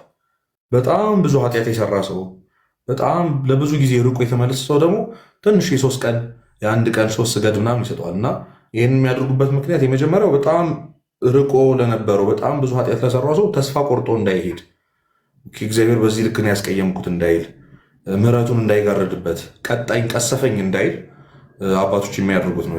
ያ ሰው ደግሞ ይበልጥ ትህትና ልቡን ገዝቶት እየበረታ ወደ እግዚአብሔር እንዲቀርብ ማድረጊያ ነው እና የትዕቢትና የትህትና ጉዳይ ነው። በራስህ ተመክተ መስገድ ስለቻልክ እግዚአብሔር እንደማረህ እንዳይሰማ አንደኛ። ሁለት ደግሞ በዝቶብህ እግዚአብሔር ቅጣቱን አበዛብኝ በዚህ ልክ አስቀይሜዋለሁ የሚል የተስፋ መቁረጥ ደግሞ እንዳይሰማ አባቶች በጣም ድንቅ የሆነ ጥበባዊ መንገድ ንስሐን ቀኖና የሚሰጡበት መንገድ ነው እና በዚህ ልክ ይመልከቱት ባይ ነኝ። ጥሩ። እዚህ ላይ እንደውም ብዙ መጨመር ራሱ አያስፈልግም። በቃ እንደተባለው ነው። ቀኖና ለኃጢአታችን የሚሰጠን ተመጣጣኝ ቅጣት አይደለም። ቀኖና መድኃኒት ነው። የበለጠ መንፈሳዊ አንዱ የበለጠ ወደ እግዚአብሔር እንድንቀርብ መንፈሳዊ ነገር እንድንለማመድ ማለት ነው። እንደውም አንድ መምህር ሲያስተምሩ በጣም ባለጸጋ የሆነ ሰው ኃጢአት ሰርቶ ሲመጣ ንስሐ አባቱ ጹም ይሉታል። ምክንያቱም በቃ ምግብ በእጁ አለ፣ መጾም ነው የሚከብደው። ድሃ ሲመጣ ጹም አይባልም። ጹም ባትለውም እየጾመ ሊሆን ይችላል እሱ ሰው የሚኖረው። ድሃ ሆኖ ምናምን ሲመጣ ደግሞ መጽውት ይባላል። የሚጎለው የሚያጣው ገንዘብ ነው፣ ከዛ ላይ ስጥ ይባላል። ለምን? መንፈሳዊ ልምምድ ነው። በቃ ምንም ማለት ነው። ሀብታሙ መጽውት ብትለው በብሬ ዳንኩ ይላል። ወጣቱን ስገድ ብትለው በጉልበቴ ሰግጄ ዳንኩ፣ በቃ ጉልበቴ እስካለ ብሬ እስካለ ምን አስጨንቀኝ ይላል። እንደዛ እንዳይሆን ማለት ነው።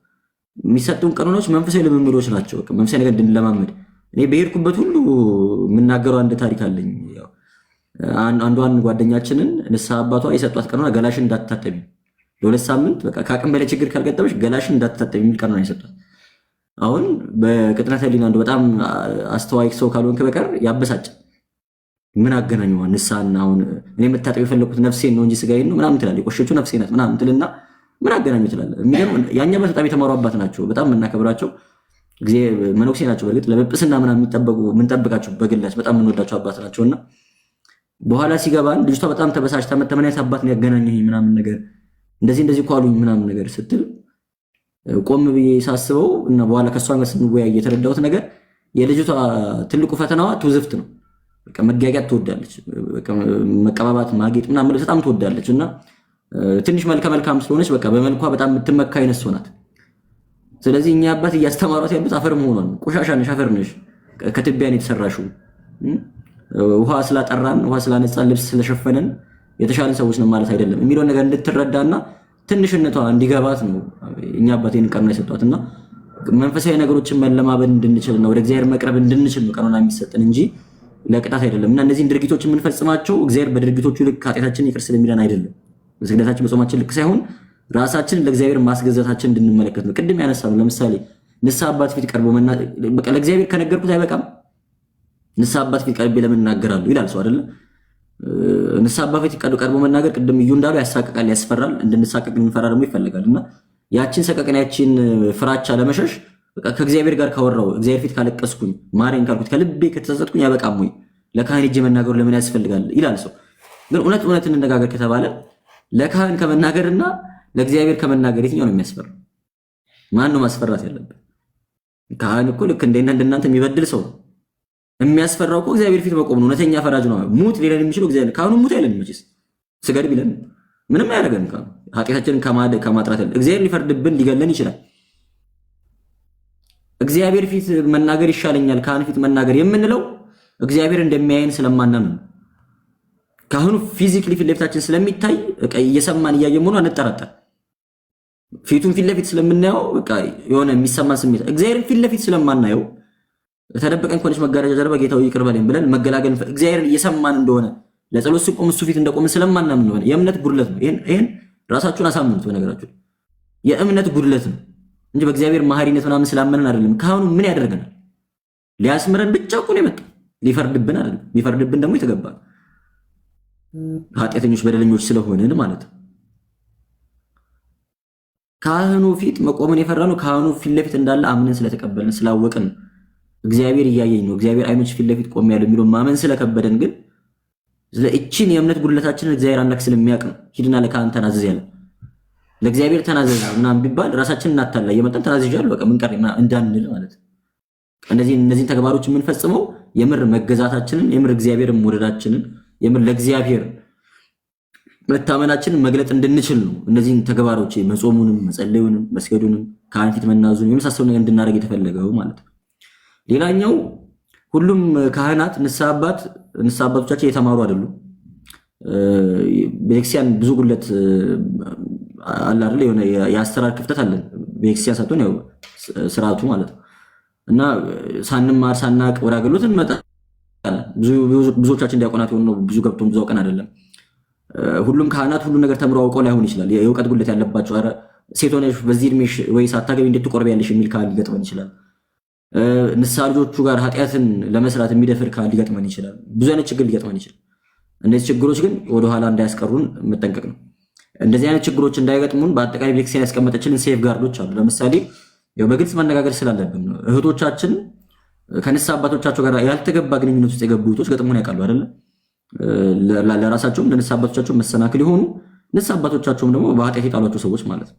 እንደነዛ እንዳንሆን ቤተክርስቲያን ያስቀመጠችልን ሴፍ ጋርዶች አሉ። መጀመሪያው አንደኛ ካህን ንስሐ አባት ስንይዝ መነኮሳትን ንስሐ አባት እንድናደርግ አይመከርም።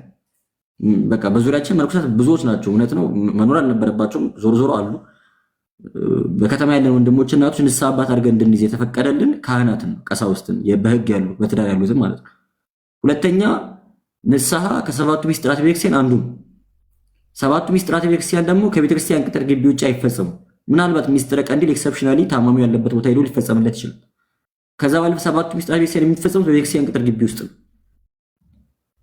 እያንዳንዱ ቤተክርስቲያን ሲሰራ ልክ እንደ ቤተልሔም ልክ እንደ ደጀ ሰላም መካነ ንስሐ የሚባል ቦታ እንዲኖረው ስርዓቱ ያዛል። በነገራችሁ ያው ስላልተለመደ ስላልሰራ ነው። የንስሐ መግቢያ ቦታ ሊኖረን ይገባ ነበር። ዞሮ ዞሮ ግን መጠለያ ስርም ቢሆን ቤተክርስቲያን ግቢ ውስጥ ንስሐ መግባት ጥሩ ነው። ንስሐ አባቶቻችሁ መኖሪያ ቤት ውስጥ እየሄዳችሁ ንስሐ አትግቡ። ይህ ተገቢ አይደለም። በጣም ኮንፋይንድ የሆነ ለኃጢአት የሚመች ቦታ ላይ ንስሐ ሊገባ ነው ተብሎ አይኬድም። በቃ ቤተክርስቲያን ቅጥር ግቢ ውስጥ ንስሐ ሲቀጥሯችሁ አይ መምጣት አልችልም በሏችሁ። እምቢ ማለት ነውር አይደለም፣ በህግ ውስጥ እስከሆነ ድረስ ማለት ነው፣ እግዚአብሔር ለመጣስ እስከሆነ። ስለዚህ ሚስጥረ ንስሐ ከሰባቱ ሚስጥራት ቤተክርስቲያን አንዱ ስለሆነ በቤተክርስቲያን ቅጥር ግቢ ውስጥ የሚፈጸም ምስጢር ነው። በቤተክርስቲያን ቅጥር ግቢ ውስጥ ነው ንስሐ መግባት ያለብን። ሰው ተገቢ ያልሆነ ቦታ የንስሐ አባቶቻችን ማግኘት የለብንም ማለት ነው። ነይ ልብስ ጠቢ፣ ነይ ዕቃ ጠቢ፣ ነይ እንደዚህ አድርጊ ተብለን ከተጠራን ጓደኞቻችን ይዘን 2-3 ሆነን እንሂድ። በቃ ለብቻ የምንሄድበት ምንም ምክንያት የለም። በቃ ስራ ለመስራት ስለሆነ ማለት ነው። እንደዚህ አይነት ጥንቃቄዎችን ማድረግ ተገቢ። ምንም ያክል ጥሩ አባት ቢሆኑ፣ ምንም ያክል በጎ አባት ቢሆኑ ሰው ናቸው፣ ሊፈተኑ ይችላል። እኛም ፈተና እንሆንባቸው። እንደዚህ አይነት ጥንቃቄዎችን ማድረግ ተገቢ ነው። በጣም ብዙ ሀሳቦችን ንስሐን በተመለከተ ማንሳት ይቻላል፣ ግን ሰዓታችን በጣም ሄዷል እንደምታዩት። እንግዲህ በሚቀጥሉት ቀናት ምናልባት ከጾሙ በፊት አንድ ቀን ገብተን ጾሙን በተመለከተ ዝርዝር ሌሎች ሀሳቦችን ለማንሳት እንሞክራለን። አብይ ጾሙን በተመለከተ አንዳንድ ዋና ዋና የሚባሉ ጥሩ ሀሳቦችን ለማንሳት እንሞክራለን ብዬ አስባለሁ። ከዛ ባለፈ ግን እዩ የምታነሳቸው ሀሳቦች ካሉ አንሱና ምናልባት አንድ ሁለት ጥያቄ እንዲጠይቁ ኮመንቱን ከፍተንላቸው ከዛ በኋላ ብንጨርስ ምን ትላለህ? እኔ ምንም የምጨምረው ነገር የለኝም። ምናልባት ያላነሳ ነው ሜንሽን ያልተደረገ ያልተመለሰ ጥያቄ ካለ ይጠይቁና አንድ ሁለቱን መልሰን እንዘጋለን። እሺ፣ ከንስሐ ጋር በተገናኘ እሺ፣ ዛሬ ካነሳናቸው ርዕሰ ጉዳዮች ጋር በተገናኘ ጥያቄ ምናልባት ካለ ጻፉልንና አይተን ለመመለስ እንሞክራለን። ያው እንዳልኳችሁ በጣም ብዙ ሀሳቦችን አላነሳንም፣ ሌላ ጊዜ እናነሳለን፣ ግን ካወራናቸው አንጻር ማለት ነው።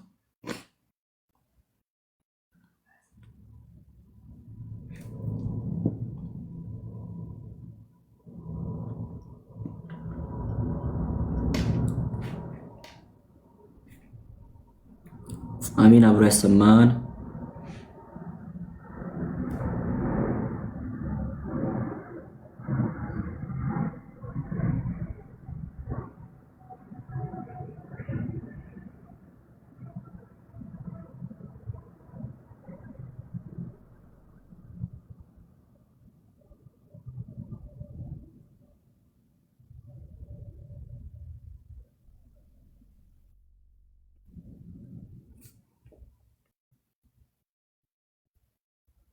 ስለማልቆርብ ንስሐ አልገባም ብልስ ችግር አለው ወይ?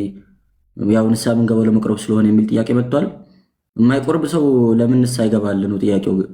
ዞሮ ዞሮ ግን ክርስቲያን ሲጀመር አለመቁረብ የሚባል ምርጫ ስለሌለው እንደ ጥያቄ መቅረብ አለበት ብዬ አላምንም። ስለ የግድ ንስሐ እንገባለን የግድ እንቆርባለን ማለት ነው። አለመቁረብም ንስሐ ለመግባትም አይቻልም። መጸጸት አልቻልኩም። ያው ቅድም አንስተነዋል። የመንፈስ ቅዱስን የተሳደበ የሚለውን አብራራላቸው። እሺ አሁን ይህን ሀሳብ ብዙ ጊዜ አንስተነዋል ብዬ አስባለሁ። በየቦታው ብዙ ጊዜ የተነሳ ሀሳብ ይመስለኛል እና መንፈስ ቅዱስን የሰደበ ማለት ስለ መንፈስ ቅዱስ መጥፎ ቃል የተናገረ ማለት ማቴዎስ ወንጌል ምዕራፍ 12 ላይ ያለ ኃይለ ቃል መንፈስ ቅዱስን የሰደበ ኃጢአቱ አይሰረይለትም ብሎ ጌታችን የተናገረው ቃል ማለት ነው። እና ይሄ ማለት መንፈስ ቅዱስ መጥፎ ቃል የተናገረ ማለት ብቻ አይደለም። በጣም ብዙ የምናውቃቸው ቅዱሳን አባቶቻችን ዛሬ ጳጳሳት፣ ቅዱሳን መጽሐፍቶቻቸው የምናነብላቸው አባቶቻችን ክርስቲያን ከመሆናቸው በፊት በአሕዛብ ጋር ወይ በሌሎች ቤተ እምነቶች በነበሩበት ጊዜዎች ላይ ስለ ሚስጥረ ሥላሴ ብዙ ክፉ ነገሮችን ተናግሯል። አብ ወልድ መንፈስ ቅዱስ ላይ ቀልደዋል ብዙዎቹ። ሌላ ቤተ እምነት ስለነበር ልክ ሲመጡ አይ መንፈስ ቅዱስ ለመጥፎ ቃል ስለተናገር በቃ አልተባሉ። ምክንያቱም የቃሉ ትርጉም አንደኛ ትርጓሜ ወንጌላችን ላይ ወልደ እግዚአብሔርን ያልተቀበለ ማለት ነው፣ በወልድ ያላመነ ማለት ነው መንፈስ ቅዱስ የሰደበ ብሎ ተርጉሞታል። ሁለተኛ እግዚአብሔር ወልድ ላይ ጥርጣሬ ቢኖርን ክፉ ቃል ብንናገር በስጋ እኛም መስሎ ስላየ ነው፣ በቃ ሰው ሆኖ ስላየ ነው፣ ሲራብ ሲያለቅስ ሲጠማ ሲሞት ስላየ ነው። መጥፎ ነገር ስድብ ቢናገር ሰው ሆኖ ስላየው ነው። ያላየው መንፈስ ላይ ክፉ ቢናገር ግን ያስወቅሰዋል፣ እግዚአብሔር እንዴት ይዳፈራል ብሎ የተረጉሙ አባቶች አሉ። ከዛሬ ከተማርነው ትምህርት ጋር በቀጥታ የሚሄደው ትርጓሜ ግን መንፈስ ቅዱስን የሰደበ ማለት ንስሐ ያልገባ ሰው ማለት ነው የሚለው። ምክንያቱም እግዚአብሔር መንፈስ ቅዱስ በቅዱሳን ሐዋርያት ላይ አድሮ ንስሐ ግቡ ብሎ አስተምሮናል። ጌታችንም አስተምሯል። ቅዱሳን ሐዋርያትን በመንፈስ ቅዱስ አነሳሽነት ንስሐ ግቡ ኃጢአታችሁ ይቅር ይባልላችኋል፣ ንስሐ ካልገባችሁ ደግሞ ይፈረድባችኋል ብሎ አስተምሮናል። ነቢያትም ሐዋርያትም ራሱ ጌታም ማለት ነው።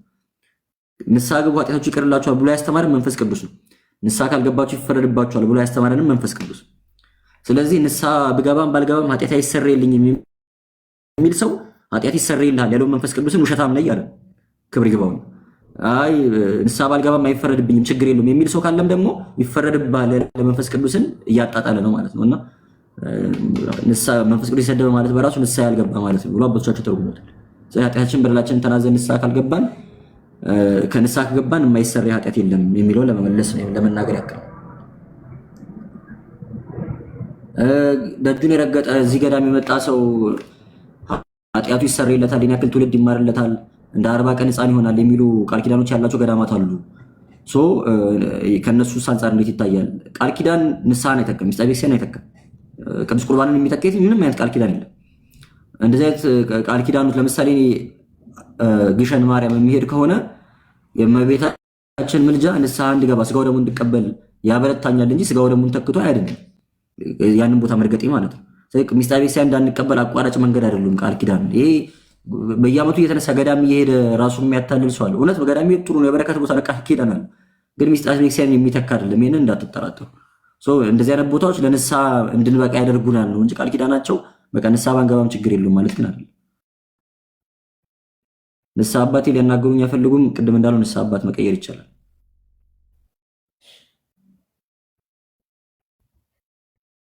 በልጅነት ለሰራነው ኃጢአት ንስሐ መግባት አለብን።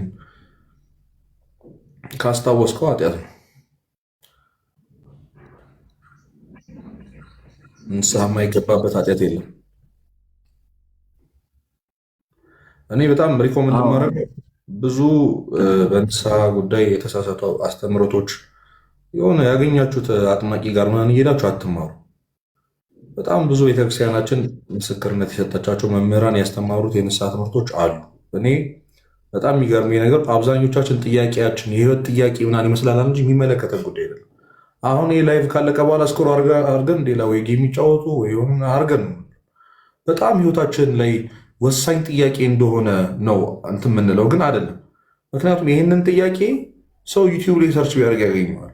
በጣም የሚገርመው ነገር ቻት ጂፒቲ ብጠይቃት የምትመልስለት ጥያቄ እና የምር ነው። ይሰማችኋል? ግን የምር ትፈልጋላችሁ? አሁን የምጠይቁት ጥያቄ የምር ጥያቄያችሁ ነው። እና አሁን ቅድም 10ቱ ትእዛዛት 6ቱ ቃላት ወንጌልን ብቻ ከፈረስን ነው ወይ ንስሐ የምንገባው ምናምን እንደዚህ አይነት ጉዳዮችን የት ነው የሰማናቸው? የት ነው ያነበብናቸው? ቤተክርስቲያን እንደዚህ አይነት አስተምሮ የላትም። እና ቅድም እንዳልኳችሁ መራውት ላይ መምህራችን እንደተናገሩት መራውት ላይ ዩቲዩብ ቻናል ገብታችሁ 1 ሰዓት ሙሉ ረዥም ቪዲዮ አለ። አሁን ይህን የምትሉትን ጥያቄዎች በእርግጠኝነት እዛ ላይ መልስ ታገኛላችሁ። ስለዚህ ገብታችሁ ስለ ንስሐ ያላችሁን ጥያቄዎች ከነመልሱ ከናገባቡ እያንዳንዷን ነገር ብሪፍ አድርገው የተለቀቀ ቪዲዮ አለ። ገብታችሁ ስሙ እና በጣም ወጣ ያለ ጥያቄ እስካሁን ስላላየው ስደት ላይ ነው እንዴት አድርገን መቁረብ እንችላለን የሚል ጥያቄ በተደጋጋሚ እየመጣ ነው። ያው ስጋ ወደሙን ለመቀበል የግድ ቤተክርስቲያን ያስፈልጋል። ስደት ላይ ያሉና በአካባቢያችሁ ቤተክርስቲያን ያላችሁ ሰዎች መቼስ በኢሜል በኢንቦክስ ነው አይላክም። መቼስ ምንም ማድረግ አይቻልም። ግን ስጋ ወደሙ እስከምትቀበሉበት ጊዜ ድረስ ንስሐ አባት በአካል ማግኘት ከቻላችሁ ጥሩ፣ በስልክም በኦንላይን ማግኘት ከቻላችሁ ግን ካህን የሆነ እርግጠኛ ሆናችሁበት ሰው ካለ ማለት ነው ከነሱ ጋር እየተመካከላችሁ መንፈሳዊ ምግባራትን እየተለማመዳችሁ እድሉ እስክታገኙ መጠበቅ። በአካባቢያችሁ ከ5ቱ አሃታ ቤተክርስቲያናት አንዱ ካለ እዛ ሄዳችሁ መቀበል ትችላችሁ። የግብፅ ቤተክርስቲያን፣ የህንድ ቤተክርስቲያን ማላንካራ፣ አርመን፣ የኤርትራ ቤተክርስቲያን እየሄዳችሁ ከእነሱ ጋር ህብረት ብናደርግ አልተከለከልም። አሃታ ቤተክርስቲያን ስለሆኑ ማለት ነው። ከእነሱ ጋር ስጋ ወደሙ መቀበል ይቻላል። ያ ከሌለ ግን ቤተክርስቲያን እስከምታገኙበት ቀን ድረስ እንዳልኳችሁ መንፈሳዊ አባት ማግኘት በምትችሉበት መንገድ ሁሉ አግኝታችሁ ከእነሱ ጋር በመመካከር ስጋ ወደሙን እስክትቀበሉ መቆየት ይቻላል ማለት ነው። ቅድም እንዳልነው ነው። አሁን የሆነ ቃል ኪዳን ቦታ ሄጄ ንስሐ ሳልገባ መቁረብ እችላለሁ ወይ? አይቻልም ነው። ንስሐ አባት ኖሮ ንስሐ አባታችን አስፈቅደን እሳቸው ቁረቡ ሲሉ ነው የምንቆርበው እንጂ እንትን ገዳም ስለተሳለምኩኝ መቁረብ እችላለሁ ማለት አይገባንም።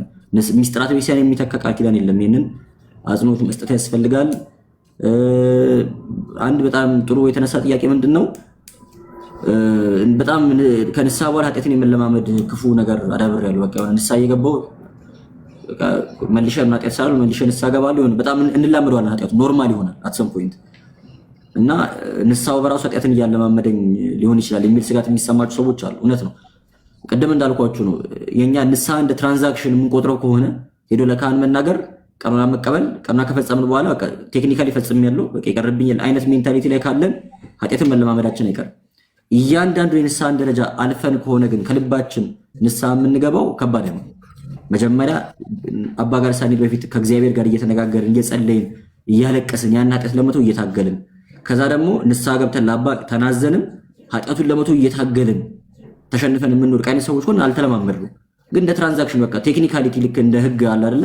ይሄንን ፈጽሜያለሁ ህግን ዋና ዋና ነገሮች አድርጌያለሁ የለውበትም አይነት ሜንታሊቲ ከሆነ ግን ኃጢአትን መለማመዳችን አይቀርም። ስለዚህ እንደ ትራንዛክሽን ሳይሆን እንደ ህይወት መቁጠር ነው ትልቁ መፍትሄ የሚሆነው ንስሐ እንዳንለማመድና ገና ከመጀመሪያው ጀምሮ እየጸለየ እኔ አሁን ንስሐ መግባት ለምትፈልጉ ንስሐ መለማመድ ለምትፈልጉ ኃጢአትን የመለመድ ነገር ለተጠናወታችሁ ቅዱስ ቁርባን ለመቀበል ለፈራችሁ ሰዎች እመመክራችሁ ትልቁ ጸሎት ውዳሴ አምላክ የሚባለው ጸሎት እንደው መጸለይ ባችሁ ቁጭ ብላችሁ ኖርማሊ ወንበራችሁ ላይ ቁጭ ብላችሁ እንደ መጽሐፍ አንብቡት። በጣም የሚገርም ጸሎት ነው። በተለይ ከቅዱስ ቁርባን ጋር በተገናኘ የማክሰኞና የዓርብ ውዳሴ አምላክ የንስሐ ልብ ኃጢአትን መጥላት መጸጸት ማልቀስ ስለሚፈልግ ሰው የእሑድ ውዳሴ አምላክ በጣም የሚገርም ጸሎት ያለበት ሌሎቹም እንደ ውስጣቸው በጣም የሚገርም ትምህርት ያላቸው ጸሎቶች ናቸውና እነዛን ጸሎቶች ብትጸልዩ ምናልባት ልባችሁ ደንደን ያለባችሁ ነገር የመመለስ ነገር ይኖራል። ከዛም በላይ ደግሞ እግዚአብሔር እንዲረዳችሁና የደነደነ ልባችሁ እንዲከፍትላችሁ መጸለይና ወደ እግዚአብሔር መማፀን ያስፈልጋል ለማለት ነው። እዩ ያያችሁ ጥያቄዎች አሉ የምትጨምራቸው? አዎ አጠር ያሉ ንስሐ የማይሽረው ኃጢአት አለው? የለም። ኃጢአት ሆኖ በንስሐ የማይሻር ኃጢአት የለም። ሁለተኛ ደግሞ ከንስሐ በኋላ ድጋሚ ኃጢአት በወድቅ ድጋሚ መግባት እችላለሁ ወይ? 10,000 ጊዜ በቀን መግባት ይቻላል። ከሚደገሙ ሚስጥራት ከሰባቱ ሚስጥራት ውስጥ የመጀመሪያው ንስሐ ሚስጥረ ንስሐ። ስለዚህ ደጋግሞ ንስሐ መግባት ግዴታ ነው። ንስሐ መታጠብ ነው። ከቆሸሽክ በኋላ ሄደህ መታጠብ ነው። በቃ ምንም የተለየ ነገር የለውም እና በተሰበረ ልብ በተጸጸተ ልብ እና ድጋሚ ላለመስራት ቆርጠን እየተነሳ ንስሐ ቅዱስ ሙሴ ጸሊም እኮ በቀን በአንድ ሌሊት ነው እንጂ 11 ጊዜ ንስሐ ገብቷል። እንኳን ደግሜ እንዴት እገባለሁ የሚለው ጥያቄ አይደለም እና እነሱ በጣም ወሳኝ ናቸው። እንዲህ ከታምረ ማርያም ጋር የተያያዙ ከቅዱስ ቁርባን ጋር የተያያዙ ጉዳዮችን ሌላ ጊዜ ስንመጣ ስጋው ደሙን ስናነሳ ሚስጥረ ቁርባንን ስናነሳ እንመልስላቸዋለን። አንዲት ሴት የወር አበባ ካየሁ በኋላ መፈታት እችላለሁ ወይ? ወር ደግሞ ቀኑ ካለፈብኝ አባቶች የንስሐ አባታችን ይፍታ የሚሉን በተመቸን ቀን ተቀጣጥረን ነው። ፊክስድ የሆነ ቀን የለም። አለፈብኝ አረፈድኩኝ ምናምን የሚባል ጉዳይ የለም። ንስሐችን ከጨረስን በኋላ አባቴ ሆይ እንዲፈቱኝ ይፈልጋሉ። ያሉበት ቦታ ሄደን በተመቸን ቀን መፈታት አለብን። እሳቸው በተመቸው በተቀጣጠሩበት ቀን መፈታት ነው። ካልተመቸን በቀጣዩ ቀን እና እንደዚህ በቀጠሮ አለፈኝ እንዴት ሆናለው ምናምን የሚያስብል ጉዳይ አይደለም። ያንን ማለት አለባችሁ። በጣም በተደጋጋሚ ኮፒ ፔስት እያደረጉ የሚልኩትን ጥያቄ ነው ለመለስ እየሞከርኩ ያሉት። የስንት ጊዜ ንስሓ እንግባ የሚልም አለ። ይኸውላችሁ ህግ የለውም። ይህን ያክል ቀን ቆይተህ ቁረብ፣ አንዴ ከቆረብ 3 ቀን ከላይ መቁረብ አለብን ህጎች የሉት። ልማድ በቃ በየቀኑ ቁረቡ ከቻላችሁ ጥሩ። ግን አሁን ቅዳሴ ስናስቀድስ ታምረ ማርያም ሲነበብ ምንድን የሚባለው የሚችል በዛሬው ቀን ስጋው ደግሞ ይቀበል አይደለ? ስጋው ደግሞ መቀበል ካልቻለ ግን ታምሯን ሰምቶ ወደ ቤቱ ይሄድ ነው። ቢያንስ በሰንበተ ክርስቲያን ሁሉን መቀበል ከቻለን ጥሩ። ግን አሁን ከኑሯችን ከስራችን ከትምህርታችን አንጻር በሰንበት መቀበልም ይከብዳል። በሰንበት መቀበል ካልቻልን ግን እኔ በግሌ አሁን በዙሪያ ያሉ ጓደኞች ምናምን የምመክረው ሞት ቢመጣ በቃ በወር አንዴ ሳትቀበሉ አትለፉ ነው። መስከረም ላይ አንዴ፣ ጥቅምት ላይ አንዴ ምናምን እያላችሁ ማለት ነው። እስኬጁል አውጥታችሁ እግዚአብሔር ከረዳን ማለት ነው ጉሩቤ ቻናላችን ላይ ታይም ላይ እንለጥፍላችኋል። እስኬጁል በቃ እና እስኬጁል አውጥታችሁ በወር አንድ ቀን መቁረብ አለባችሁ። በወር አንድ የምትቆርቡ ከሆነ ቢያንስ ከመቁረባችሁ ከ2 ሳምንት ምናምን ከ3 ሳምንት ቀደም ብላችሁ ንስሓ አባታችሁ ማግኘት አለባችሁ። ስለዚህ በየ2 ሳምንቱ ወይ በ3 ሳምንት አንዴ ንስሓ አባትን ማግኘት፣ በወር አንዴ መቁረብ እያላችሁ ይህን ሳይክል ማስቀጠል የምትችሉ ከሆነ ኃጢአትን ለማሸነፍ ሁነኛ መፍትሄ ነው። በየ2 ሳምንቱ የሚቆርብ አንድ ሰው እስቲ አስቡት። አሁን ዛሬ የምቆርብ ከሆነ ከመቁረቤ በፊት የተወሰኑ ቀናት ንስሓ ላይ ነኝ፣ ቀኗ ላይ ነኝ፣ ኃጢአትን እታገላለሁ። መስራት ብፈልግ እንኳን አልሰራውም ኃጢአቱ በቃ ልቆርብ ስለሆነ ማለት አይደለ? ከቆረብኩ በኋላ ኢሚዲየት ኃጢአት ለመስራት የሚታገለኝ መንፈስ ዛሬ ቆርቤ ትላንት ቆርቤ እያልን እንታገላለን። ወዲያው ደግሞ ከወደቀ ወዲያው ደግሞ ንስሓ ገብተን የዛሬ 2 ሳምንት አሁን በየ2 ሳምንቱ የሚቆርብ ሰው ቶሎ ቶሎ ንስሓ ይገባል። ራሱን ለመጠበቅ ለመከላከል ይመቸዋል ማለት ነው።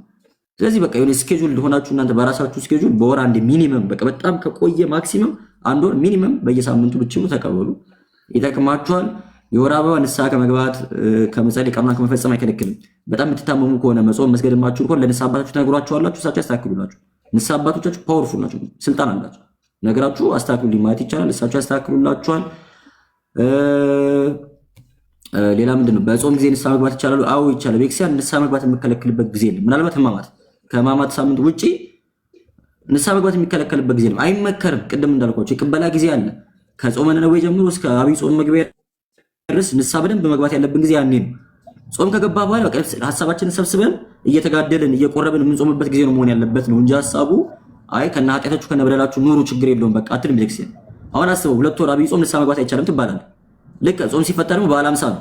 በዓለ ሃምሳ ውስጥ ንስሓ መግባት አትችልም ትባላለህ። 50 ቀን ኦልሞስት 4 ወር ማለት 4 ወር ሙሉ ከነ ኃጢአታችሁ ከነ በደላችሁ ኑሩ አትልም ቤተክርስቲያን በጭራሽ።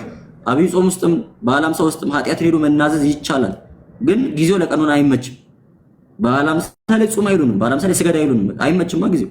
አብይ ጾምም እንደዛው። ስለዚህ ቀድመን ኦልሬዲ ጊዜው የጾም የስግደት ስለሆነ ማለት ነው ቀድመን ንስሓችንን ጨርሰን ቀኑናችንን ጨርሰን ያን አሁን አንድ ሰው ምን ያክል ክርስቶስን ቢወደው አስቡት። አሁን አብይ ጾም ሊገባ 10 ቀን ይቀራል አይደለ?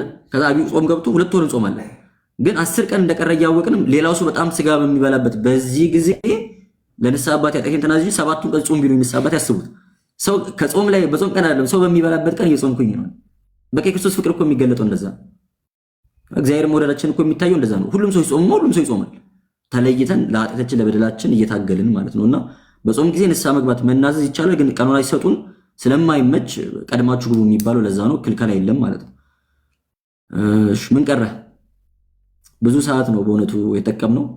ስለነበረን ጊዜ እግዚአብሔር አምላካችን ስሙ የተመሰገነ ይሁን። ሚዩት ነው እዩ አትሰማ። አሜን አሜን። ቃሎት ያሰማል መምህራችን። እሺ አሜን። እግዚአብሔር አምላክ ሁላችንንም አብሮ ያሰማን። ዛሬ ባደረግነው ውይይት ትንሽም ብትሆን በጎ ነገር እንዳገኛችሁበት ተስፋ አደርጋለሁ። ያው አርፍዶ የመጡ ወንድሞች እህቶች ይኖራሉ። ጥያቄዎቻቸውን ስመለከት ቅድም 6 ሰዓት ሙሉ ያወራንባቸው ነገሮች እንደ አዲስ እየጠየቁ ነውና እንግዲህ ላረፈዳችሁት ይቅርታ። ሀሳብ መደጋገም እንዳይሆንብን ሀሳብ አንደጋግምም። ትንሽም ቢሆን እንዳተረፋችሁበት ተስፋ እናደርጋለን። ልዩ አክብረን ስለመጣ እግዚአብሔር ያክብርልን። ያው ጌታችን በኪደተ እግሩ ቅዱሳን ሐዋርያት በኪደተ እግራቸው ምድርን ባርከዋል እየዞሩ። አንተ ደግሞ እኛ ላይ ብለህ በመምጣት ግሩፓችንን እንደባረክልን ነው የምንቆጥረው።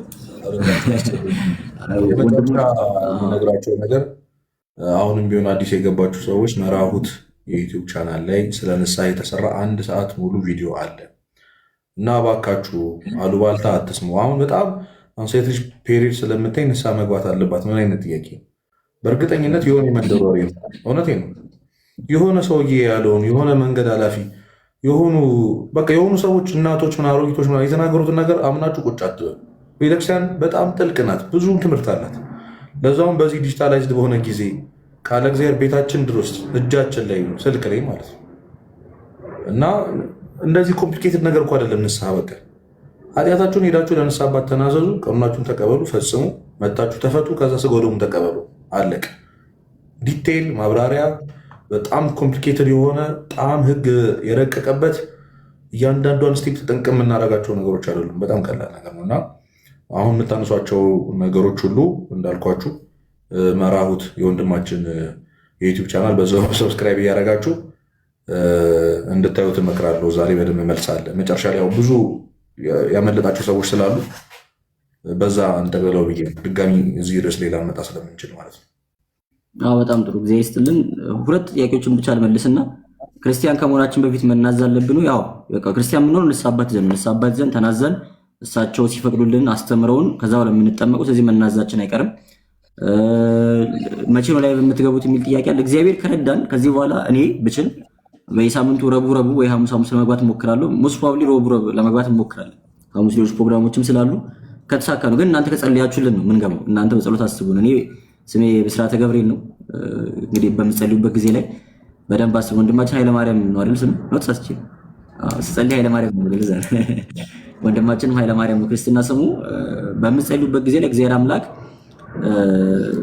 በደንብ እንደው እኛንም እንዲጎበኘን አገልግሎታችን ለህይወት እንዲሆንልን መጥፊያችን እንዳይሆን በደንብ እናንተ በጸሎት አስቡን። ያው አሁን ላይ እኔም ልምዱ ስለሌለኝ ነው ገስት የማልቀበለው። በዛ ላይ ክርስቶስ ኮንፍሮንቴሽን ምናምን ስለማልወድ ነው ጥያቄዎቻችሁን አሴገስት ለምትመጡ ወንድሞች እናቶች እየተቀበልኩ ያለው። ለወደፊት እግዚአብሔር ከረዳኝ እንግዲህ ድፍረቱን ከሰጠኝ ምናልባት ያስገባናችሁን ለመወያየት እንሞክራለን። ከገባን ማታ 3 ሰዓት ነው የምንገባው፣ ረቡዕ ማለት ነው። ወይ ረቡዕ ካልተሳካል ሐሙስ ለመግባት እንሞክራለን። እግዚአብሔር አምላክ በነገር ሁሉ እንዲረዳን፣ ነገራችን እንዲያከናውንልን፣ አገልግሎታችንን ድካማችንን በብሩህ ገጽ እንዲቀበልልን፣ ጸሎታችን ልመናችን እንዲሰማን ከእናታችን ከእመቤታችን ቅድስት ድንግል ማርያም በዘርት ከሚታሰቡ ቅዱሳን ሁሉ ረድኤታቸውን በረከታቸውን ጣዕመ ፍቅራቸውን እንዲያሳድርብን የእሱ ቅዱስ ፈቃድ ይሁንልን። እንግዲህ ቸርነቱን አያርቅብን። ቅድም እንዳልነው እድሜ በረከት አይደለም። እድሜ በረከት ቢሆን እመቤታችን ነበረች ረጅም ዓመት የምትኖረው። በምንኖርበት በዚህ እድሜ ውስጥ ግን እግዚአብሔርን አግኝተን ከእግዚአብሔር ጋር ሆነን ማለፍ እንድንችል እግዚአብሔር አምላክ ሁላችንን የሚርዳን። በድጋሚ ስለነበረን ጊዜ ስሙ የተመሰገነ ይሁን። አቡነ ዘበሰማያት ፈቃድከ በሰማይ ከማሁ በምድር ሲሳየነ ዘለለዕለትነ ሀበነ ዮም ንኅድግ ለነ አበሳነ ወጌጋየነ ከመ ንሕነኒ ንኅድግ ለዘአበሰ ለነ ኢታብአነ እግዚኦ ውስተ መንሱት አላ አድኅነነ ወባልሐነም ኩሉ እኩይ እስመ ዚአከ ይእቲ መንግሥት ኃይለ ስብሐት ለዓለመ ዓለም። በሰላመ ቅዱስ ገብርኤል መልአክ ኦ እግዝእትየ ማርያም ሰላም ለኪ ድንግል በኅሊናኪ ድንግል በሥጋኪ እግዚአብሔር ጸባኦት ሰላም ለኪ ቡርክት አንቲ እምአንስቶ ቡሩክ ፍሬ ከርሥኪ ተፈሥሒ ፍስሕት ኦም ተጸጋ እግዚአብሔር ምስሌኪ ሰአሊ ወጸልይ ለነ ምሕረተ በፍቅር ወልድኪ ኢየሱስ ክርስቶስ ከመ ይስረይ ለነ ኃጣውኢነ ከማኅፀነ ብኪ። ስብሐት ለአብ ስብሐት ለወልድ ስብሐት ለመንፈስ ቅዱስ ይእዜኒ ወዘልፈኒ ወለዓለመ ዓለም አሜን። በድጋሚ እግዚአብሔር ያክብርልን። በእውነት ይህን ሁሉ ሰዓት ቁጭ ብላችሁ ወደ 600 ሰው አለ እኔ ጋር እዩ ጋርም ወደ 600 ሰው አካባቢ ያለና ይህን ሁሉ ሰዓት ቁጭ ብላችሁ እኛን አክብራችሁ ቃል እግዚአብሔርን ስለሰማችሁ እግዚአብሔር ያክብርልን። ያው የሚያስተምር የሚናገር እግዚአብሔር ነው።